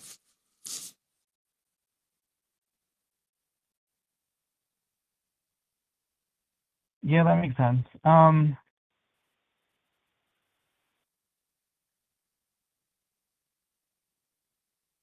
I guess I don't really know, like, why I'm still hesitant about it. I feel like, so, yeah, I don't know. I mean, I agree with your point that you made before that, you know, it's kind of a messed up thing for someone else to get rich over someone else's health. Like, it's messed up to, like, you know, mess with things like that. I don't know. I just feel like there's so many things where they just sound too good to be true, if you know what I mean. But again, Jeff, you don't have to guess at these things. It's been done. It's implemented in so many modern democracy countries, right? Like, what's considered a democracy. He's already listed a few. Like, can you guess, like, based off of how much the United States citizen populace spent as a whole in 2024, because that's the numbers that we have all the data for, how much that is and how much that breaks down per person? It's probably in the millions. It is. Well, actually, sorry, it's higher than millions. Gotta go bigger. Oh, billions? Oh, no, we spend $5.3 trillion in healthcare costs in the United States. That breaks down to $15,000, $500 per person. Like $15,500 per person. Jeff, there's something crazy about you. Like, the way in your voice, it sounds like you think it's like this fantasy land. And I'm curious what you think universal healthcare means. Like, we're not giving everybody boob jobs, though. If somebody had an adequate amount of dysmorphia, I'd probably grant it. They do that in the UK if there's some other issue going on. But, you know, boob jobs notwithstanding, it's literally like, you sound like it's a fantasy to you to think if I get sick, I shouldn't be put at risk of bankruptcy. When you probably work right now, I don't know what you do for a living. At some point, you probably have, if not now, work for a corporation who is underpaying you, under-benefiting you. You are giving them a bigger contribution to the success of that company than the CEOs do in almost all cases, as far as like actual effort put into it. but they're the minds and they're the guys who risk the money and everything. Like, you fundamentally live in a company that does not, hey guys, by the way, this person, let's see, anybody trying to promote their own channel like that, especially Delusional Jesus there, that's an instant ban. Fuck that guy. We all know. Well, no, we don't all know. I know who that guy is because he tried to call in and demand I knew who he was, and then he tried to call Justin's show. Fuck that guy in his fucking face. There's no reason to even like pause. Just straight up bans. Jeff, there are going to be people calling. In fact, just in chat, and only do this if it's actually one in chat if you live in a country that has universal health care right now, because not everybody watching right now will be American, and it'll be curious to see. Just write a 1 in chat if you live in a country that has universal health care, because you're like, Jeff, we're saying if you get hurt or get sick, you get a bad flu and have to go to the hospital, that shouldn't lead to your financial ruin, and it is the country's interest to make sure you get better, because then you can get back to work and start pumping taxes back in. Yeah, dude, you're getting like so many people in chat right now saying 1. And I just want to know, like, TikTok, how many of, like, okay, put a 4 in chat if you think that it's a fantasy. There's no good way to do this because people, the MAGA assholes who are watching are going to pretend to have been the people. But it's like, I don't know, Jeff, it's not a fantasy to just be like, hey, you got cancer, so we got you, right? Like, America catches you if you get cancer. But if you get the flu, we catch you too, because it's in our best interest, 1, to get you healthy, and 2, you know what else comes with universal health care? An expectation that employers do not insist that their workers work when sick. And because you have universal health care, right now, all of your coworkers who have good health care can miss as much work as they want if they can get a doctor's note, because FMLA prevents them from firing a person for a legitimate illness. If you have the flu and you have access to healthcare, you now have access to getting time off work. And by the way, with universal healthcare, we should also have paid sick leave and everything else. So also, you would just have infection rates go down in America, because right now in America, you can't afford to not go to work when you have the fucking flu, and then you get me sick, and I'm immunocompromised, and I've almost died multiple times because America's full of selfish assholes who won't give the people health care, because a lot of those workers aren't themselves selfish assholes, only the ones who do it voluntarily. The people who won't give them health care and paid sick are the assholes. Like, that's what's driving me fucking crazy, Jeff. It only benefits society to do this, and it only benefits millionaires and billionaires to not do it. And somehow somebody's gotten to you, Jeff, and it's literally like, guys, first they give you free health care, and then they chop off your penis. Then you're trans. Like, I don't know what you're scared of. I'm going to be honest with you. I think it's just like, I think that I've only just recently, I feel like, been able to admit this, that, you know, with a lot of people in this country, including myself, I feel like we get it, like, without even realizing, we get it, like, stitched into our brains that we don't deserve anything unless we earn it ourselves. But Jeff, that means with that, somebody is stitched into your brain that you haven't earned a lot of things. Like, I don't even feel that way. I think if we have the resources in a country to make sure everybody's fed, everybody gets healthcare, everybody gets water, everybody gets electricity, you get a 3 hots and a cot and all that shit. If we have the resources to do that, just by virtue of being human, we should be providing that shit. But my dude, Jeff, again, you're probably a laborer. Your wife's probably a laborer. In what ways have you not earned? If I get sick, I shouldn't be penalized by the places that benefit me, or rather I benefit.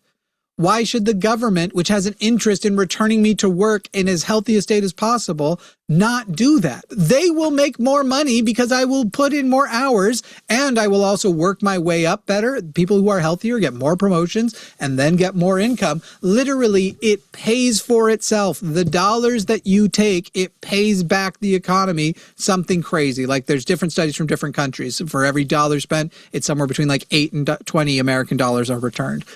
There's just not a good reason for this unless you want billionaires who do not work as hard as the laborers. They don't.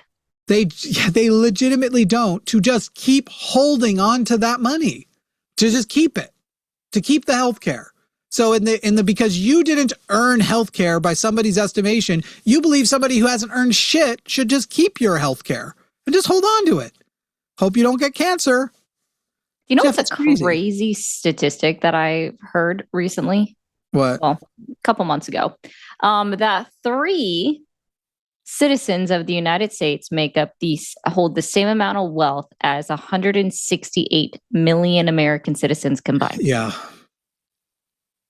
And listen, I'm not going to call for anybody to do anything to those 3 people. Legitimately, I'm not going to, and you shouldn't, because there are laws in this land and, you know, whatever. But I will say nothing could happen to those 3 people that I would be sad about. With some obvious humanism limits. I don't want anybody tortured. Okay. Yeah, guys, don't do anything crazy. I'm just saying, if they decided to make a rocket for fun and it ended up hitting the sun, I'd be like, bummer. Oh no. Guys. Oh no. Not the sun. How could you do that? I bumped the thing that resulted in that? I don't know about that, guys. I think there's going to have to be an investigation. I don't know what you're talking about. That's crazy. Anyway, Jeff, sorry. We've given you a lot of information. Do you want to take this and think about it and come back for a follow-up maybe? And maybe, Jeff, in the future, this has gone fine. Ask questions in the chat and in the comments instead of making declarations about how wrong they are because you don't know what information you're engaging with. That is a good point.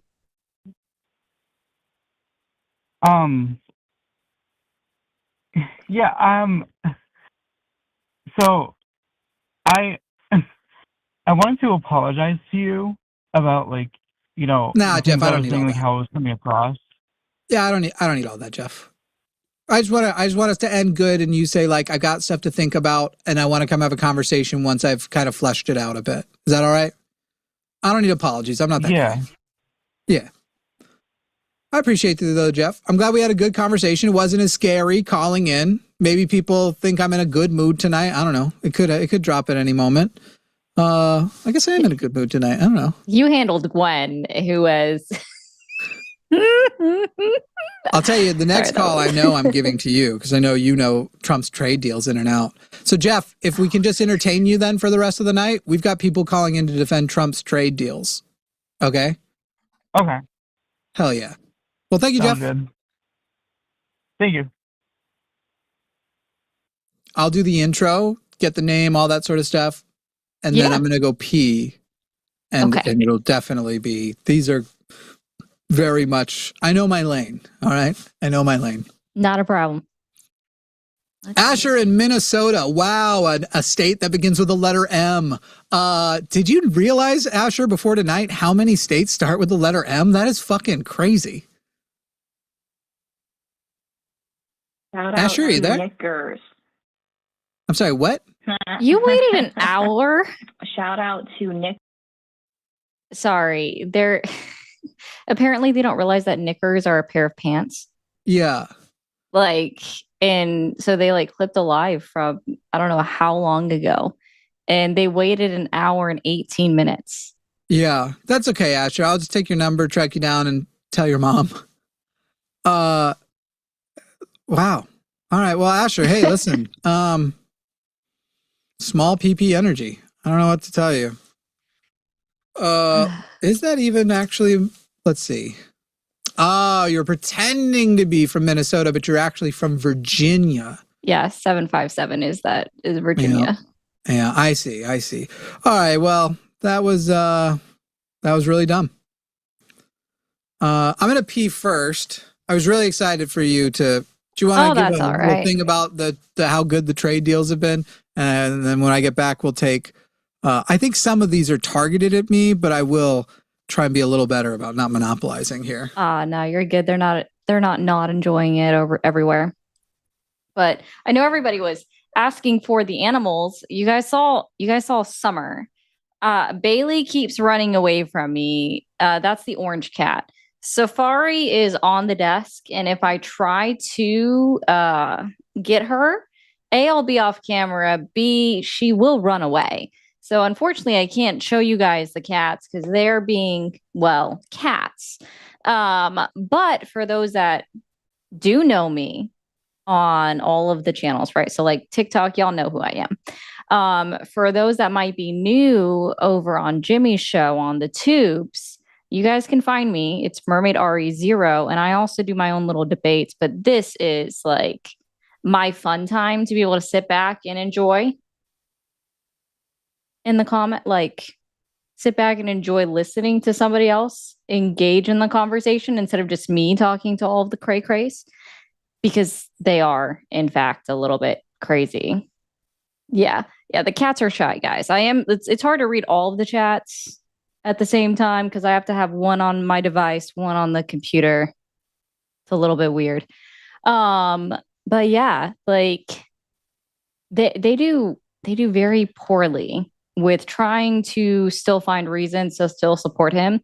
Like Gwen, she crashed in with saying like it's not been a great week for Epstein.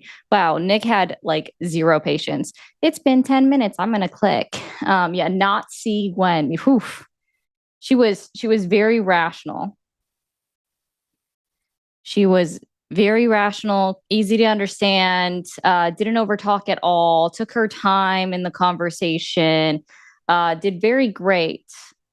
Jeff, for all of his talking in the comments, certainly sung a different tune, which I think everybody appreciated that. Oh, you guys missed him? Well, I think he's still on. He's still on. Yes, the Latin vote that he did not win. Guys, he did not win. Where's the cat? The orange minion has ran away from me and won't come back. We lost a call. Yeah, I saw that. I said Nick ran away. Guys, don't forget Bailey for president in 2026. Okay. Okay. That's the cat. Well, depending on how long this call goes, maybe we'll do some super chats. But you're here till 11. Is that usually true? You got it. Cool. Dennis in Washington, you are on the line with Jimmy and Ari. How are you, Dennis? Doing good. Yourself? I'm having an okay night. Dennis, how old are you? Kind of noticed you guys. 43. Cool. What were you about to ask us?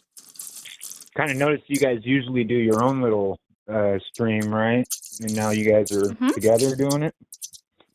Well, I always do collaboration streams. In fact, one could argue it's the greatest thing I ever did. Jimmy Snow in the Line is a subset of my larger channel, The Line, which is more focused on religious stuff. Now, I started doing collaborative political streams. And so I always have a co-host. Ari does do a lot of solo. And I might start doing some solo. Have you ever had a co-host that's actually like disagrees with your opinions? As a co-host? No, that'd be crazy. I would have them on to debate, not to. Why would I? Well, even to debate though. Like, have you had anyone on debate? Then I'm platforming you right now, Dennis. Saying that you're being a host, Dennis. I'm platforming you right now. I'm not at your. I'm not on your stream. Oh, you want on camera? But I'm just talking. I have done on-camera debates with people before, but I'd be open to it. Are you Euro? What's up? Are you the channel Euro and something? No, I don't really do a stream. I'm kind of watch on my spare time and everything. The problem with this then would be, and by the way, I can hear myself echoing, and despite the comment section, I don't enjoy my own voice. Dennis, the problem is I don't know you. So if I just brought you on camera, how do I know you're not going to whip out your dick? No, well, no.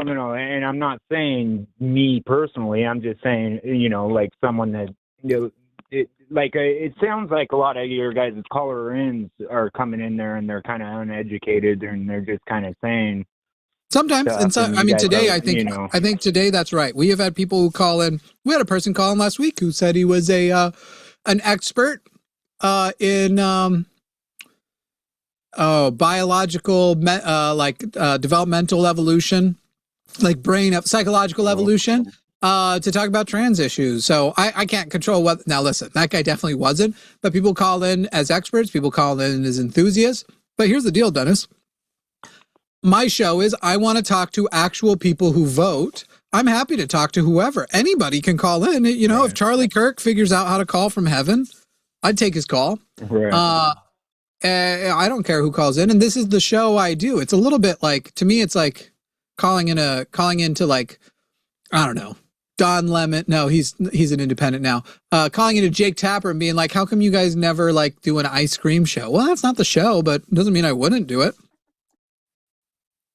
Well, and I guess that, like I said, I've seen you guys a few times, and I kind of, you know, I'm kind of wondering, like, it sounds like you guys are kind of complaining a lot. Like, I don't ever hear you guys talking about positive things, and, you know, like you're. I love complaining too, Dennis. All, right. You want a positive comment about this administration? Even replace it with something positive. All right, Dennis, here's my positive. Doing next good. Or, do you know what I really love about Donald Trump? Is I can tell he has really high cholesterol, and we probably won't have to see this mess through to the end, you know? I say that filled with joy and positivity. Hope that on anyone, though. Like, because I think Donald Trump. Like, no, I'll tell you, Dennis. Wins, they're the winner, and you should support them. Yeah, Dennis. I think Donald Trump. No. They are the winner and you should support them. Then Germans should have supported Hitler. You don't think people should have? I think Donald Trump is a Hitler-level threat. If you let him and his ideology continue, I think we will see the fascist takeover of America. And this is shown by literally today and yesterday. Donald Trump is calling to nationalize the election, which is literally a dictator move and against the Constitution. And those were his words. He wants to nationalize the election. The Constitution specifically gives states the power because the founding fathers knew that that would be a problem. States have the powers to run their own elections as they see fit. And Donald Trump wants to nationalize them so that whoever the president is, and I wonder who he thinks that'll be, basically will get to declare state by state whether or not that state counts or not. That's crazy, Dennis. Yeah. I wouldn't agree with that because then it turns into like... That's your guy. What do you say, a monopoly basically, and they're just going to be doing what they want. One thing I kind of did notice there, like with the tariffs or whatever, you guys totally disagree with the tariffs, right? Because I don't think we should be putting taxes on the taxes that disproportionately hurt people in the middle and middle class and the poor people. Well, and what do you mean also hurting them though. I'll get there, Dennis. I'll get there. Dennis, I'll get there.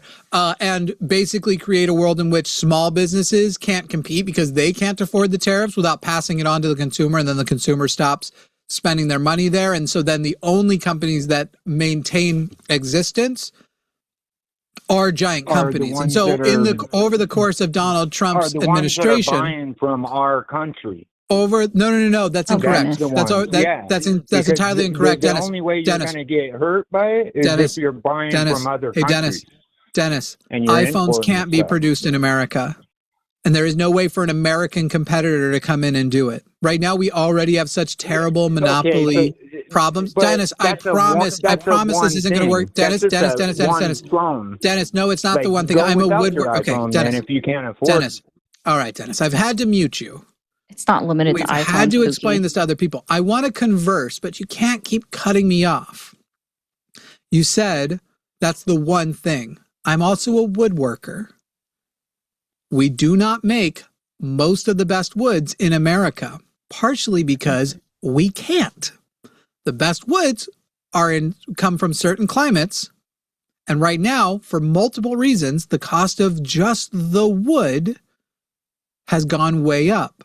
So if I wanted to do, right now, you can't, unless you are a content creator, of which there's a very limited number of spots. In fact, I'm a successful content creator now and wouldn't be able to break into woodworking content creation to the point of being a success. Unless you are a content creator, you actually cannot, in America, make enough money to just be a woodworker. Like, period. And you can't get tools that are of quality from just America because we don't make them. And the companies aren't coming in and going, we really want DeWalt to only be made with parts from here and all this sort of shit. Not to mention, the giant companies have legal people in place to do all the loopholes. So the giant companies that are living aren't actually just buying from America. They're figuring out how to move their cargo around to other countries so that by the time they get it, they don't get the larger tariffs, because though it was made in Thailand, it went through a country with a lesser or no tariffs. So Dennis, those are the many reasons why you learn in an economics class right at the very beginning, blanket tariffs are bad. The government should only do targeted tariffs for when there is a country exploiting, like say we have enough eggs, but then a country comes and says, we're going to flood you with eggs and ruin your egg market because we have an excess. That's when you tariff. That's how you tariff, Dennis. That's how tariffs are used. There isn't any economist that doesn't work directly for Donald Trump that thinks his tariffs are smart. Now you are unmuted and you may respond. Well, and I would say that, like, it kind of depends on what the money is going toward, that wherever they, the extra money that they're getting from the tariff. Because if you're going to buy from out of country and you're going to buy, then you're going to spend more money. And you shouldn't have that be your only business of doing, that you only buy from out of country and stuff.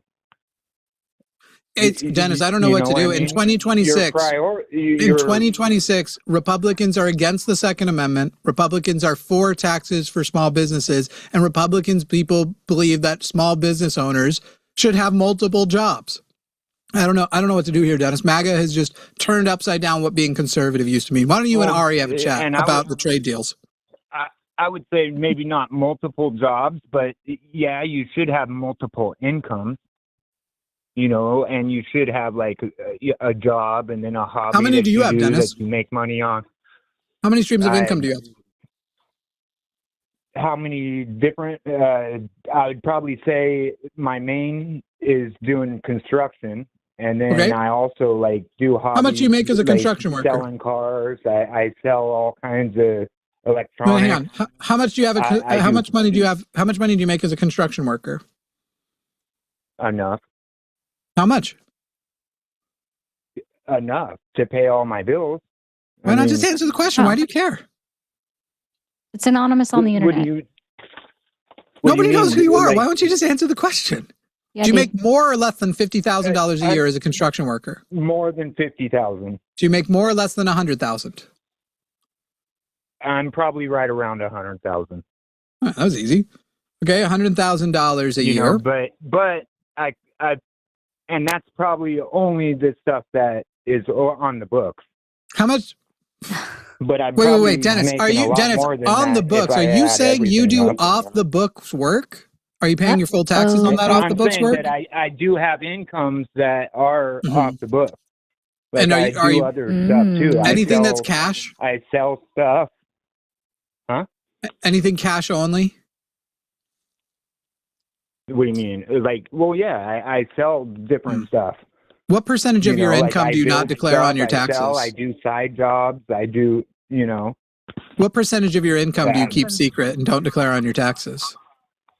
And it's really not like a secret. It's just to me, I don't think I should really have to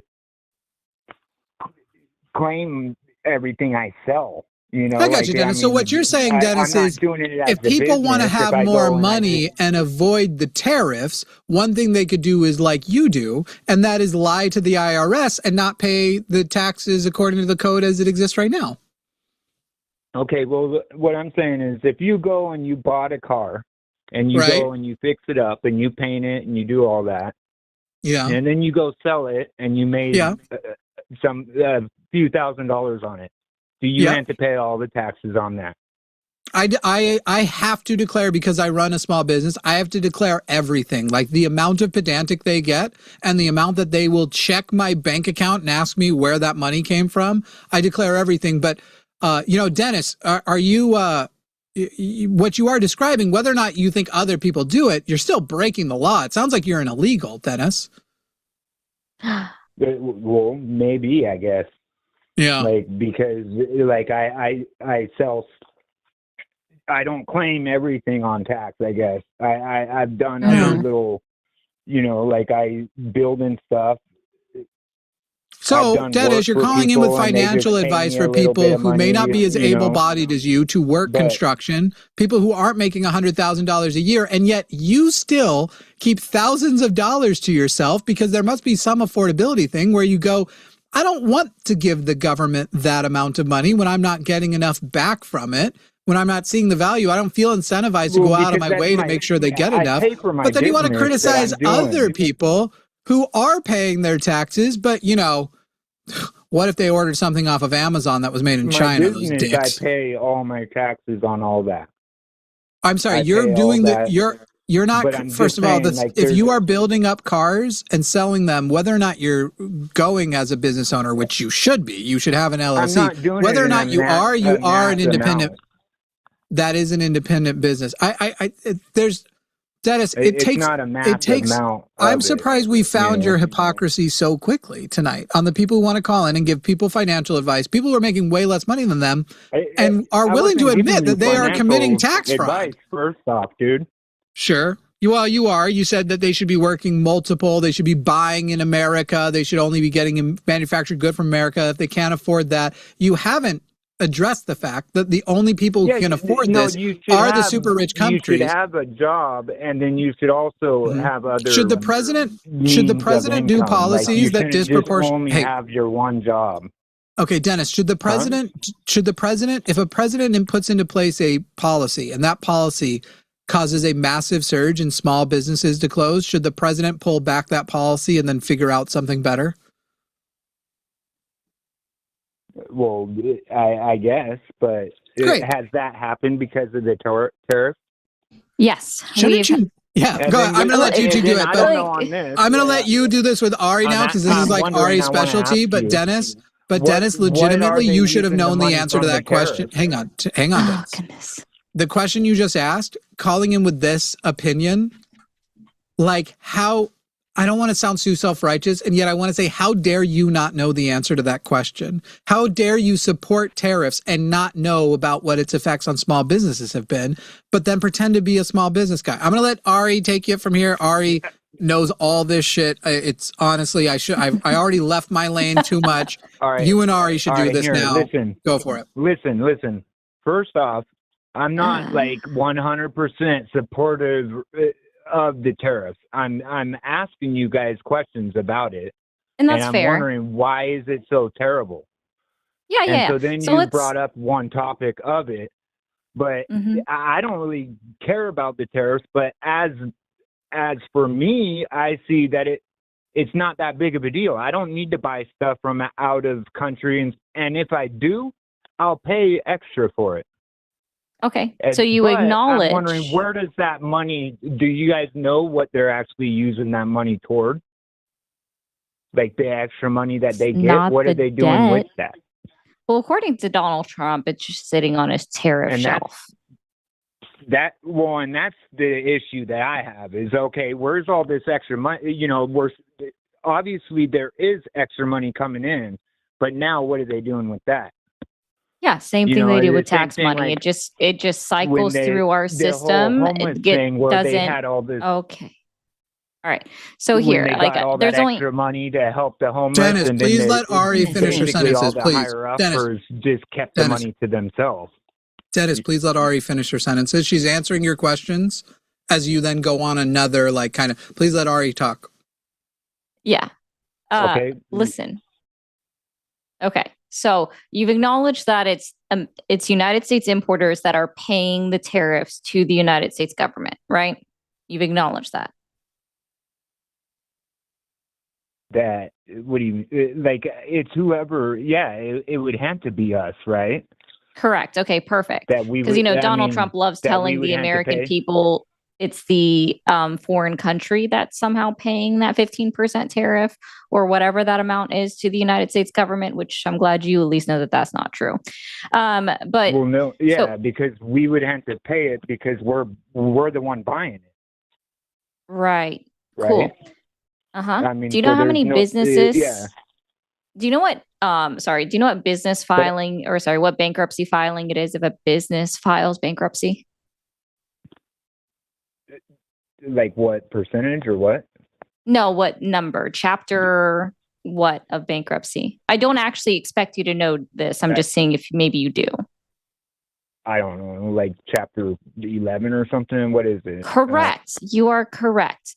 So all of this information is easily available on uscourts.gov, where you can find out exactly how many of each filings occurred throughout the year. They even break it down by month, right?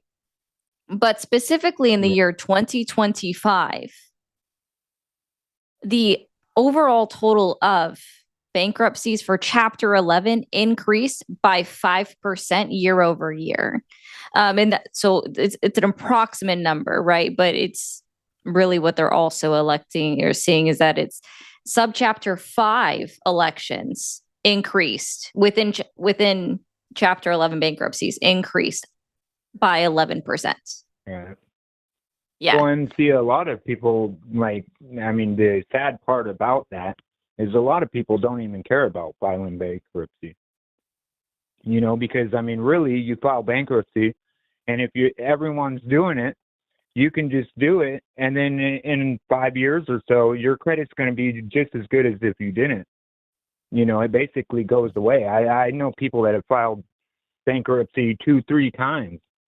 Also really worth noting that a similar percentage of people have not opened, like the number of people starting new businesses is also going down. We're still doing lots of new businesses a year. That is cooling. We were like on a hot streak, and that is cooling because of this.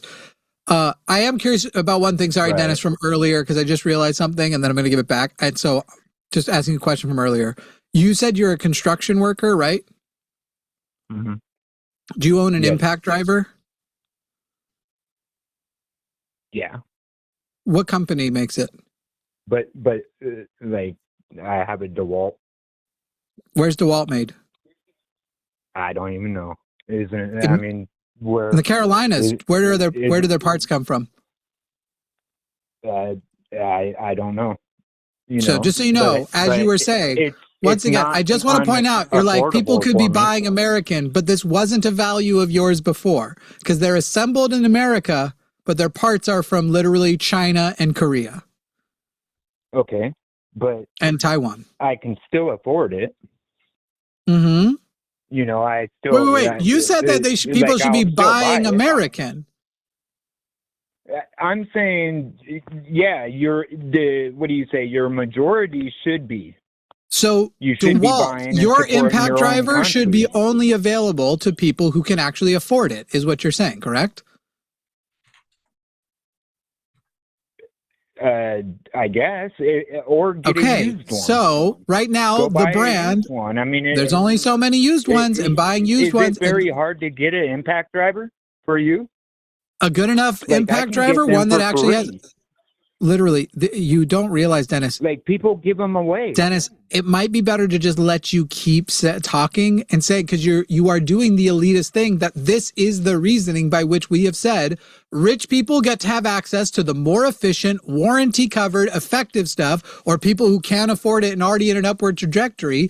And if you are a person who is in a small business and you can't afford the better tools, you are now going to waste so much more time using less efficient materials because you should have just bought American. Oh, by the way, the cost of the American tools are also inflated because America doesn't produce it at a scale that can produce them cheaply. I just wanted to get back to, because you've mentioned construction work. I'm like, dude, I literally work in a tangential industry to you, and our costs have skyrocketed. You have literally benefited from cheap Chinese parts, and you want to talk down to anybody. I've used benefited multiple brands. Yep. What's another brand you use? When I started, did I have the best brand? No, I didn't. What brand did you have? When I started, even for a roofing nailer. When I started with the little Porter cable. It was a piece of crap, the rigid, which was heavy and it was crappy. Well, then I finally, after I got established and I could afford it, I bought a Hitachi because that's my favorite gun. Yeah. Oh, I think you have a lot of people in the audience who are a fan of what Hitachi can make. Okay. Where do they manufacture Porter cable? Who makes Porter cable? Do you know? Well, and I don't. Black & Decker. That's what I'm saying. Like, I was hoping you would say that. Why does it matter though that much? Black & Decker. Because you are virtue signaling. Because you are virtue signaling values you don't actually hold. You are virtue signaling values you don't actually hold. Because you say you would rather in theory, you don't mean it in practice. If they had made those things here, you wouldn't have gotten them. You would have gotten even worse products that were the same price after the tariffs. So the quality of your early stuff would have been even worse. This?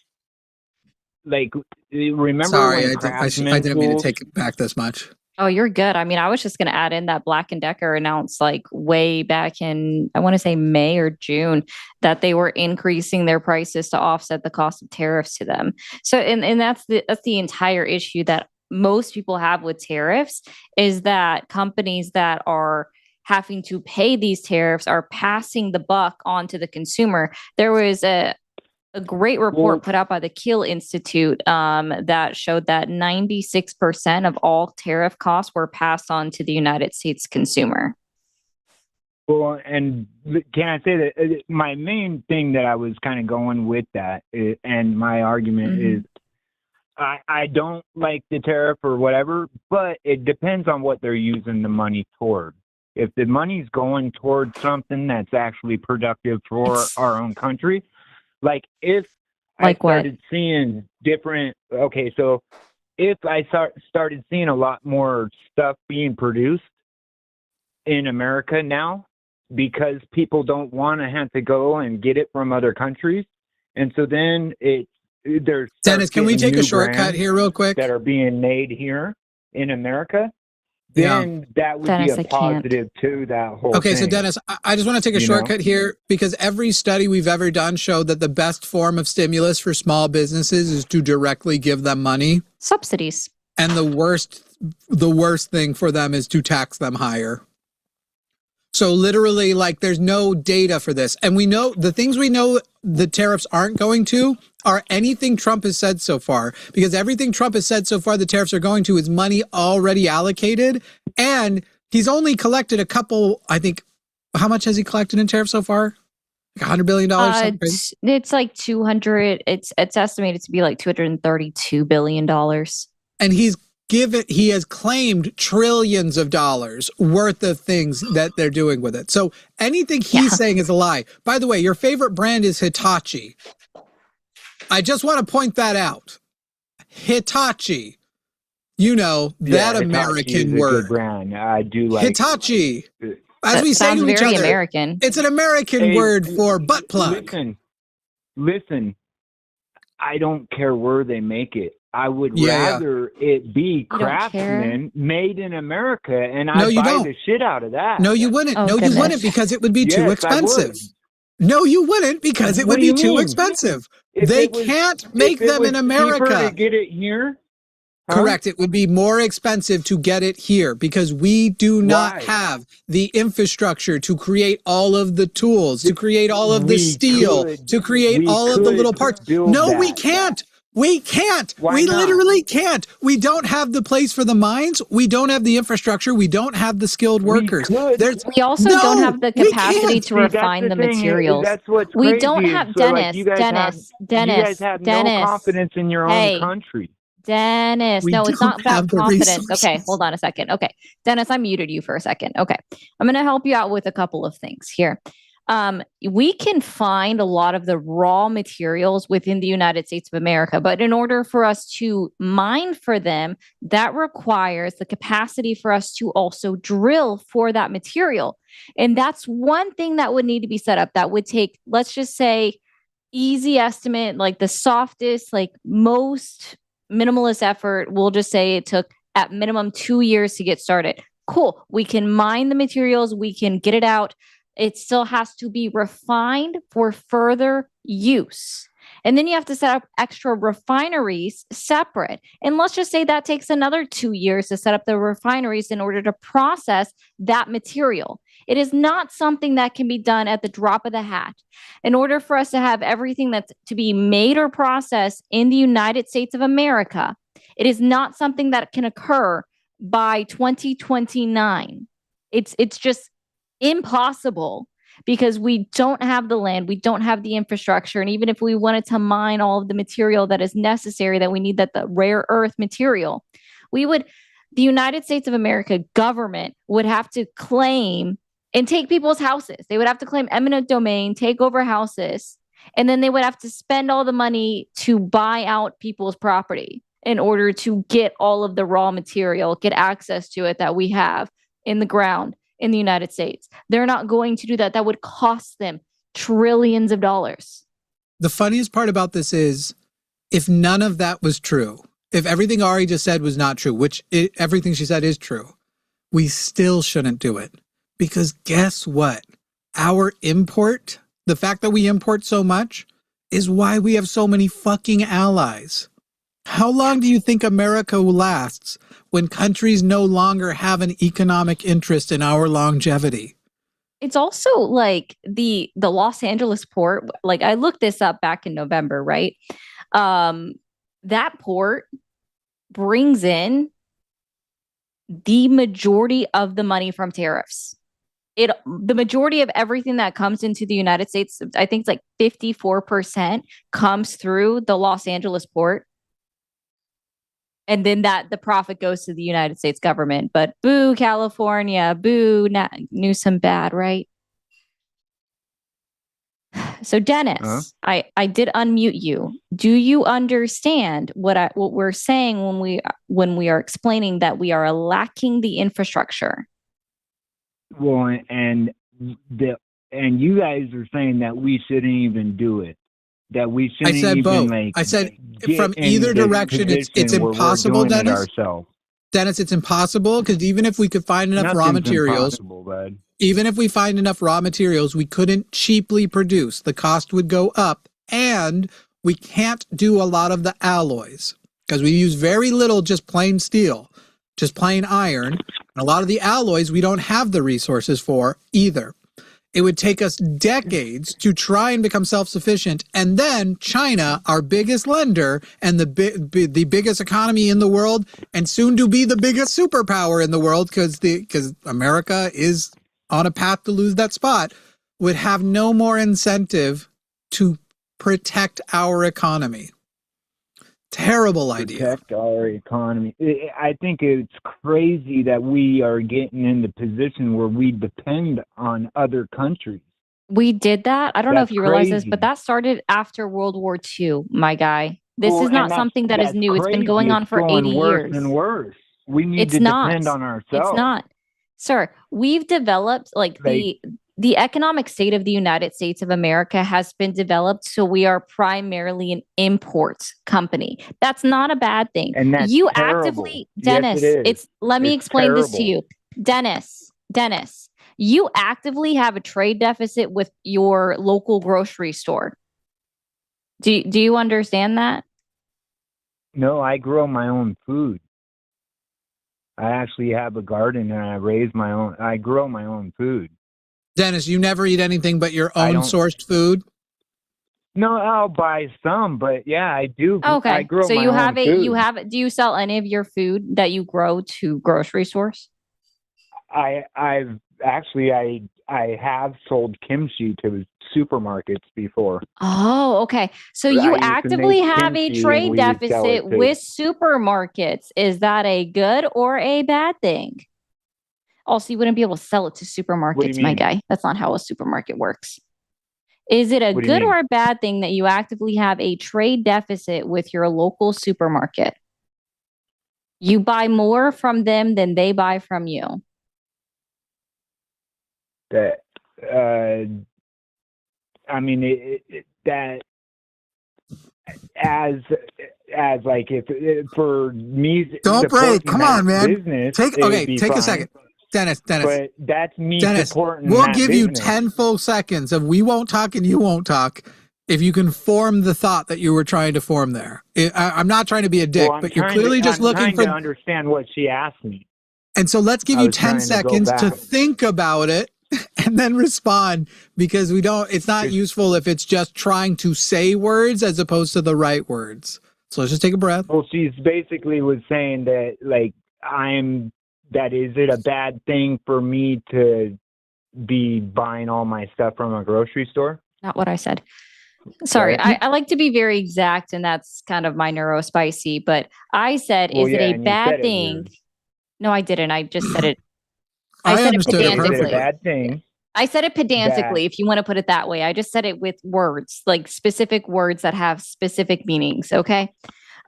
Is it bad that you operate with a trade deficit with your local grocery store? And then I even simplified it down further. I said, is it a bad thing that you buy more from your supermarket than they buy from you? I did it pedantically, and then I did it simplistically. Well, and see, that's the thing, though, is what would they buy from me? You just said you sell kimchi. Jesus Christ, Dennis, you don't understand that answering the question. You are going...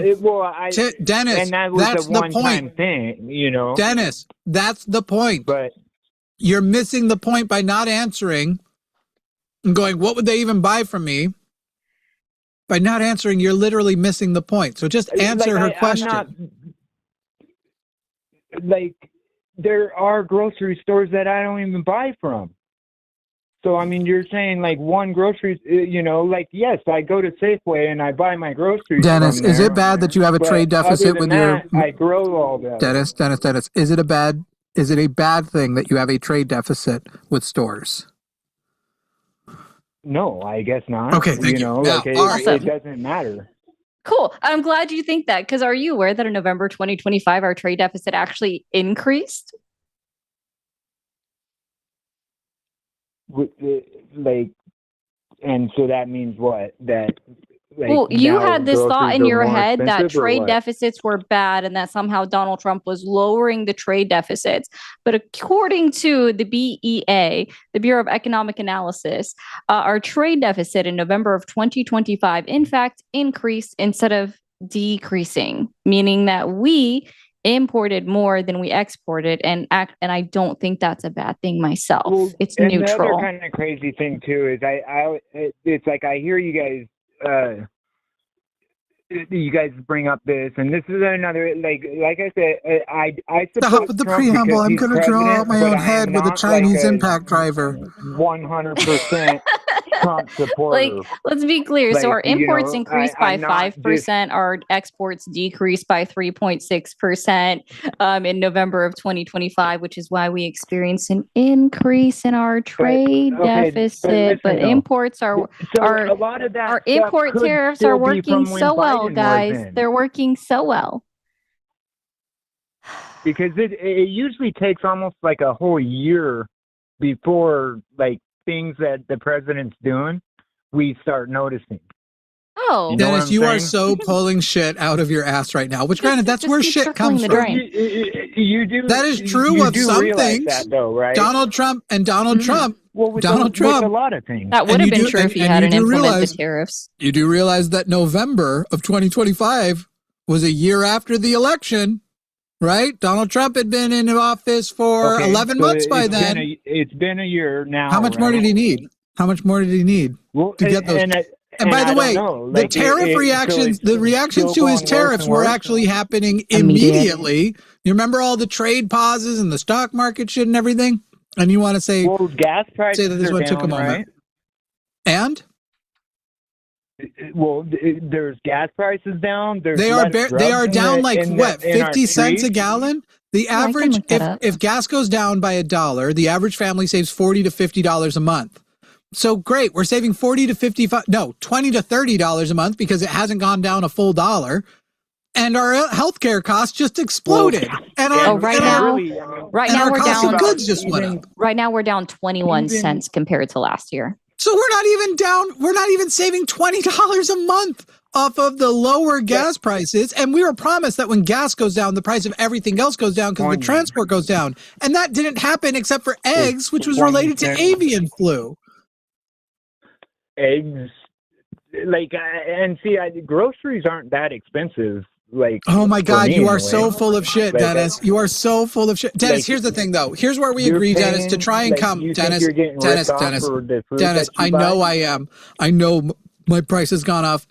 I have to eat a very specific diet, so I'm eating all the same stuff all the time because of my medical stuff. I know they've gone up. I know they're more expensive. Okay, Dennis, we're going to take this call to its end, but we're going to agree on some stuff because I want to have a happy ending. You and I can agree that Americans should look more towards systems of kind of like sustainability amongst our own communities, right? We should be able to take care of ourselves as Americans. Communities should have each other's back, and we should go to some kind of form of government that's like communityism of some kind, like some kind of communityism, right? That would be better. And I would also think that you guys like should start coming out a little bit positive instead of just whining about things. Hey, Dennis, you and me both. We should both be positive communityists. About stuff rather Dennis, than like you and I should start. Oh my. Dennis, I will collaborate with you on a manifesto of how to make those things together, and we agree to be communityists.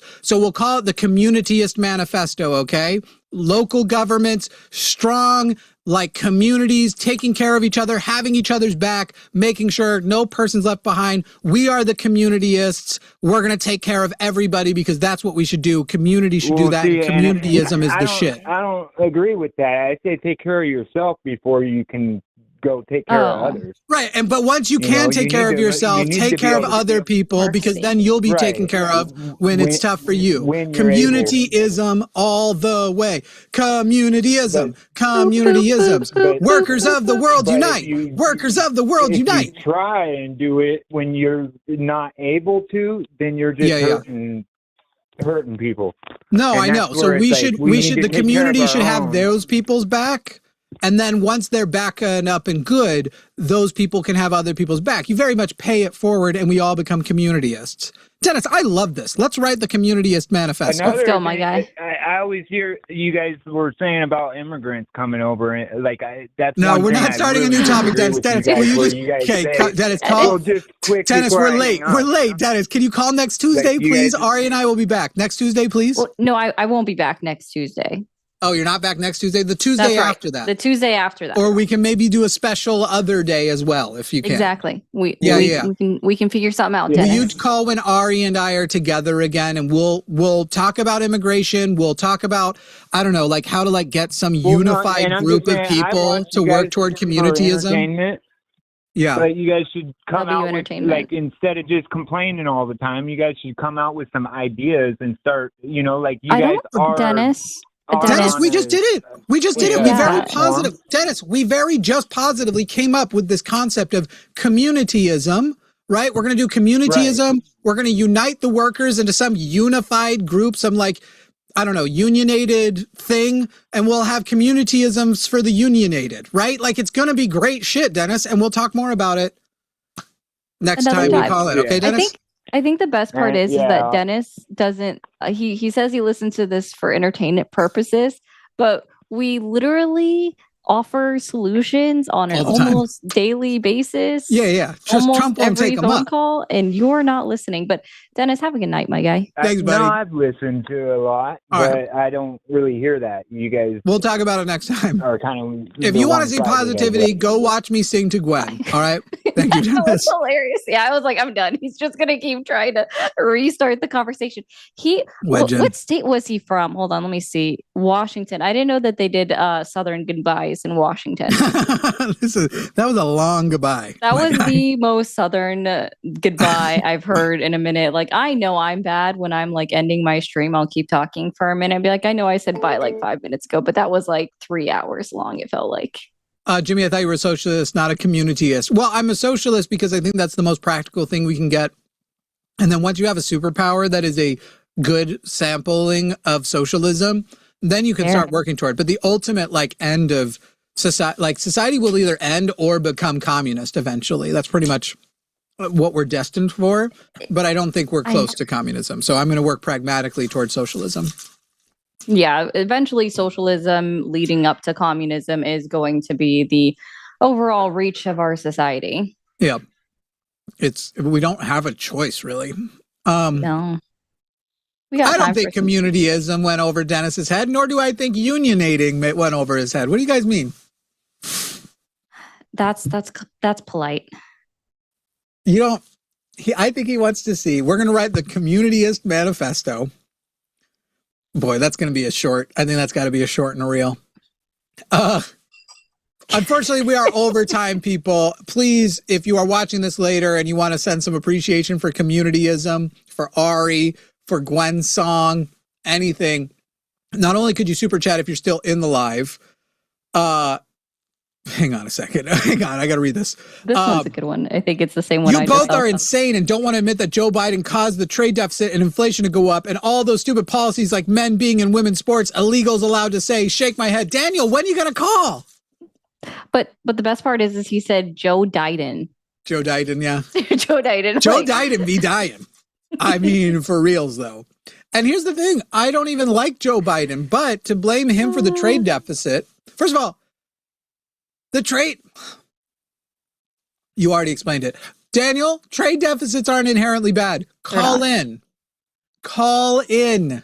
When are you going to call? Ghostbusters. The trade deficit increased under Trump. Yep. Mm-hmm. We're doing so well. Anyway, after the fact, you can send a super thanks. It's like a highlighted comment. If you want other people to see your comments, get it more interacted with. I see those comments. I try to reply to super thanks and super chats. Like it's like your last moments to get those in. Sorry for keeping you a little bit late.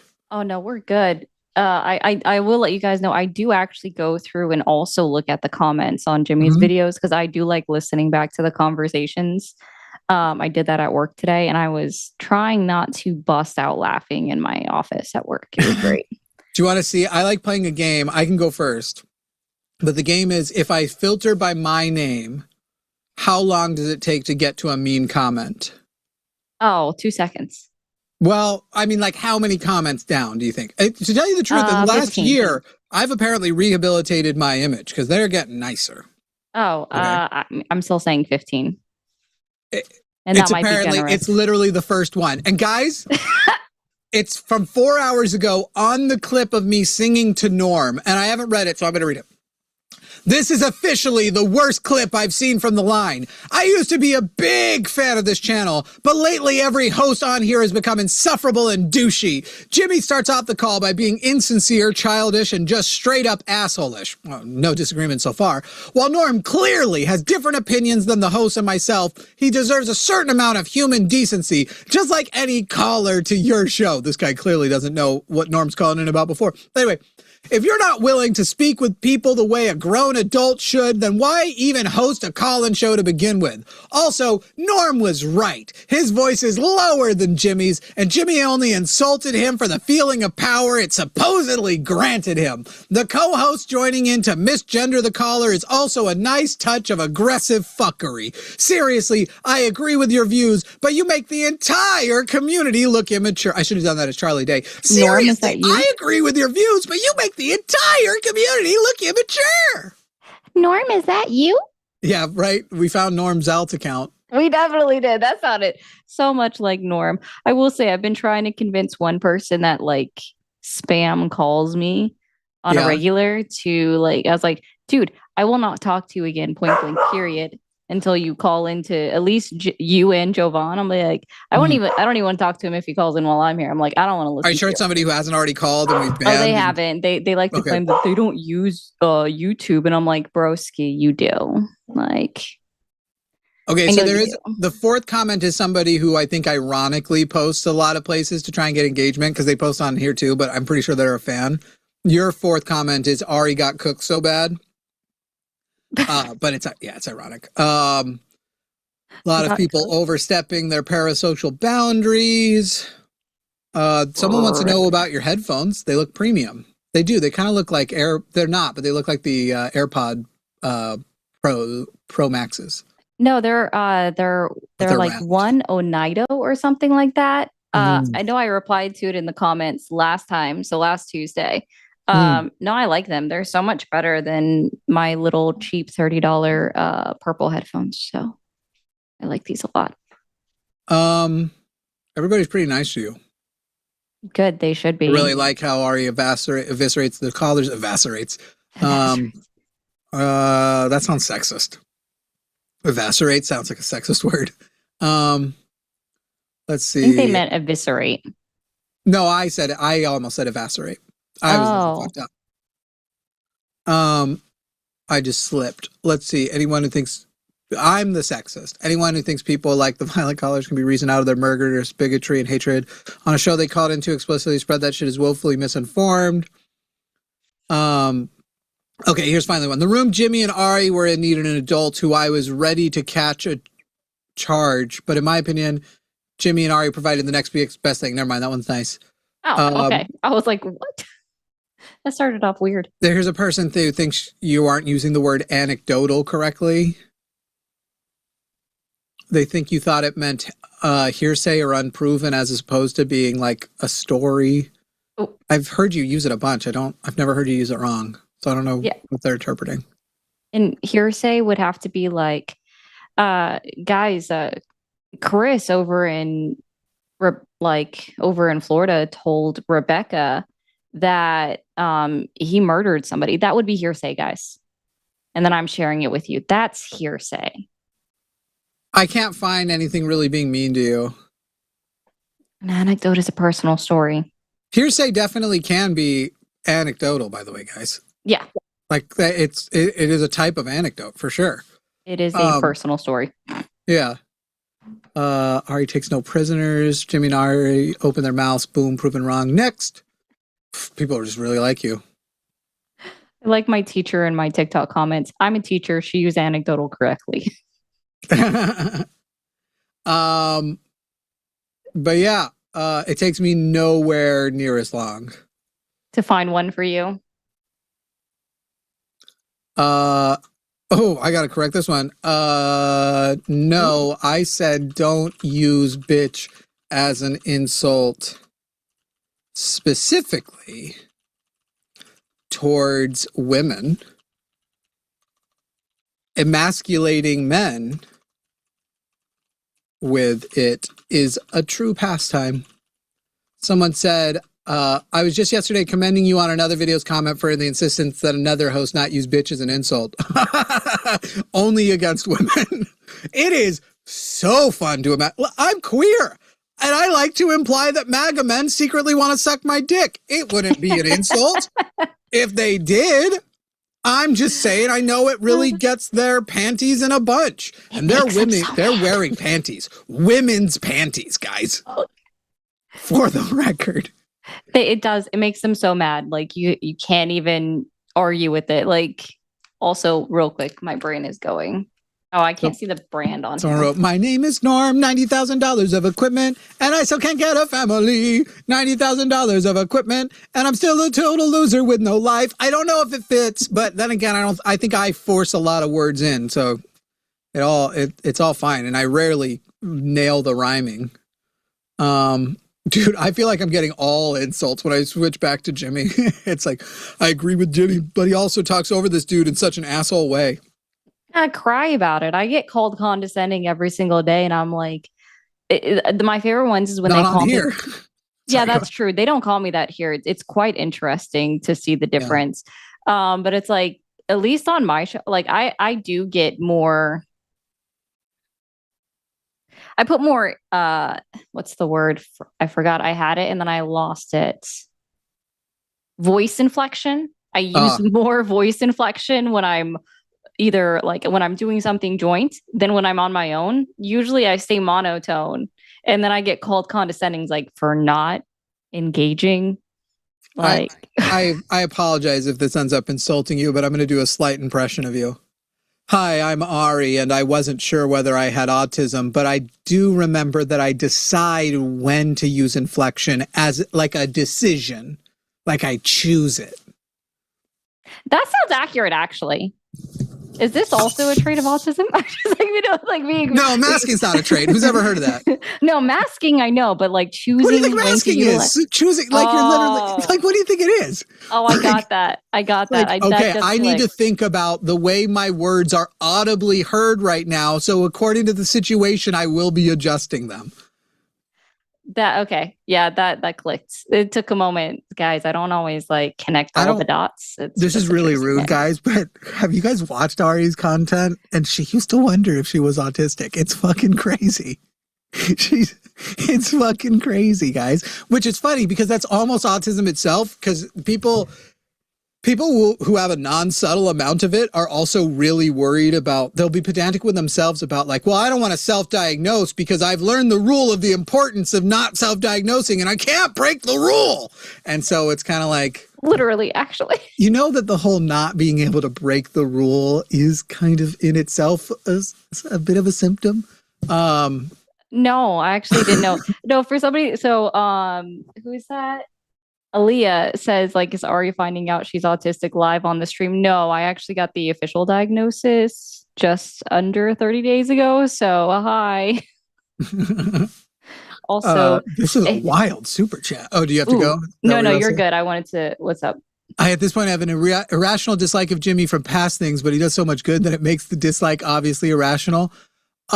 Maybe, but I gotta tell you, whenever people bring up past things that they're upset about, it turns out they don't know what actually happened. So I don't know. You could be referring to many things, but there's plenty of reasons to dislike me. But it's probably the things most cited for why people dislike me are usually bad ones. When I just present this, like just hate me because I'm kind of a lot, you know? I'm going to try to see if I can't get Bailey real quick without him killing me. Okay. I don't mean that figuratively. $50 of super chats and I'll grab our cat. Do it. I got to make the money. Do you have the cat? Do you know where the cat is? I'll find him. Okay. This would be like impossible to put on the headphones with him in my arms, but there is an orange cat. This is the cat that you vote for president in 2026.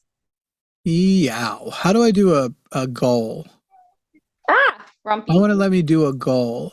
Start a members only live stream, close, you used to be able to do, there it is. Okay. It's up like 10 super chats, top. 5 or more. It's got to be way less than 30 minutes. Like immediately, basically.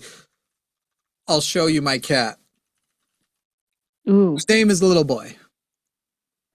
Bailey, I don't know if you guys heard him yell at me. He was not happy that I picked him up, and that's normal. Is it not letting me click the start goal? Well, that's weird. I'm not sure if it will while you're like so far into a live, but I also don't know either. Yeah, it's just not doing it. Well, I tried. Start goal. All right, well, somebody do it. You guys want to meet my cat or no? You guys want to meet my cat? You guys want to meet my cat? Let's see. I'm trying to get your cat. Luthien is, grabbing the cat. I want to see if I'm staying for the cat. Then I have to get off because sleep is a thing. Yeah, I know. My brain sometimes wants. I'd be here pretty late though. Yeah, but I appreciate that about you. Willing to put in the time, put in the work. Nobody cares. Nobody cares about the cat. Seeing the cat. I guess that's maybe not going to happen. I will tell you all that cat food. If you are allergic to cats, which I am, that cat food, which will take away your allergy, works. And I mean, it's not like maybe he just wasn't as allergic. I've literally had allergic reactions to cats in the neighborhood from like 2 minutes of giving them scratches because I can't resist. And then go home to my cat where I have no reaction. So that food that's for, I think if you have an extreme allergy, that's not going to work. But if you have a mild allergy, I think you're fine. Are we going to, no one wants to see the cat? Well, thank you for the the chewed gum super chats. Those are good. All right. Well, I don't know about you, but yeah, it's all good. All right. Maybe next time, guys. Well, I'll find a picture of the cat later, I'm sure. Oh, we gotta get an outro song. Do you got time for an outro song? Let's do it. Let's do it.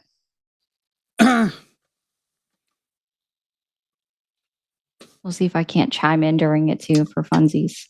Yeah, you can throw a verse down. I don't know how much it synchronizes. The audio is the hard part. Ooh, there's always going to be a slight delay. Yeah, though with us using Zoom as our intermediary, the one person who sent $5 has direct access to the cat. That's funny. Okay, here comes some. We're $15 of the way in. We'll see if they get it before the song is over.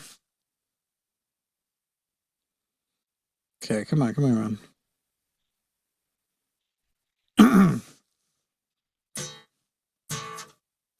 Oh, it's muted. Did I lose my... I hear it. If you want to see my kitty, gotta give me money. If you want to see my pussy, I need to see your cash. And when I'm talking pussy, of course I mean my cat.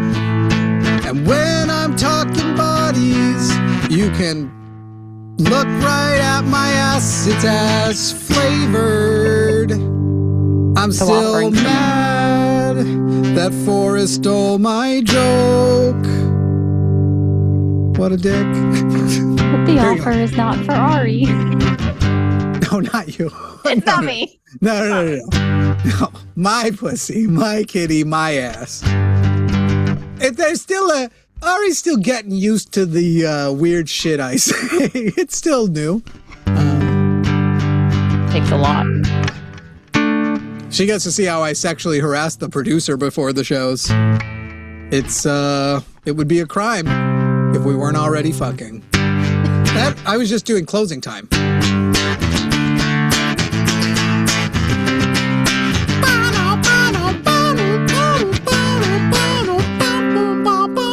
All right, somebody gave $50. I'm going to show you the cat, and then we're going to go.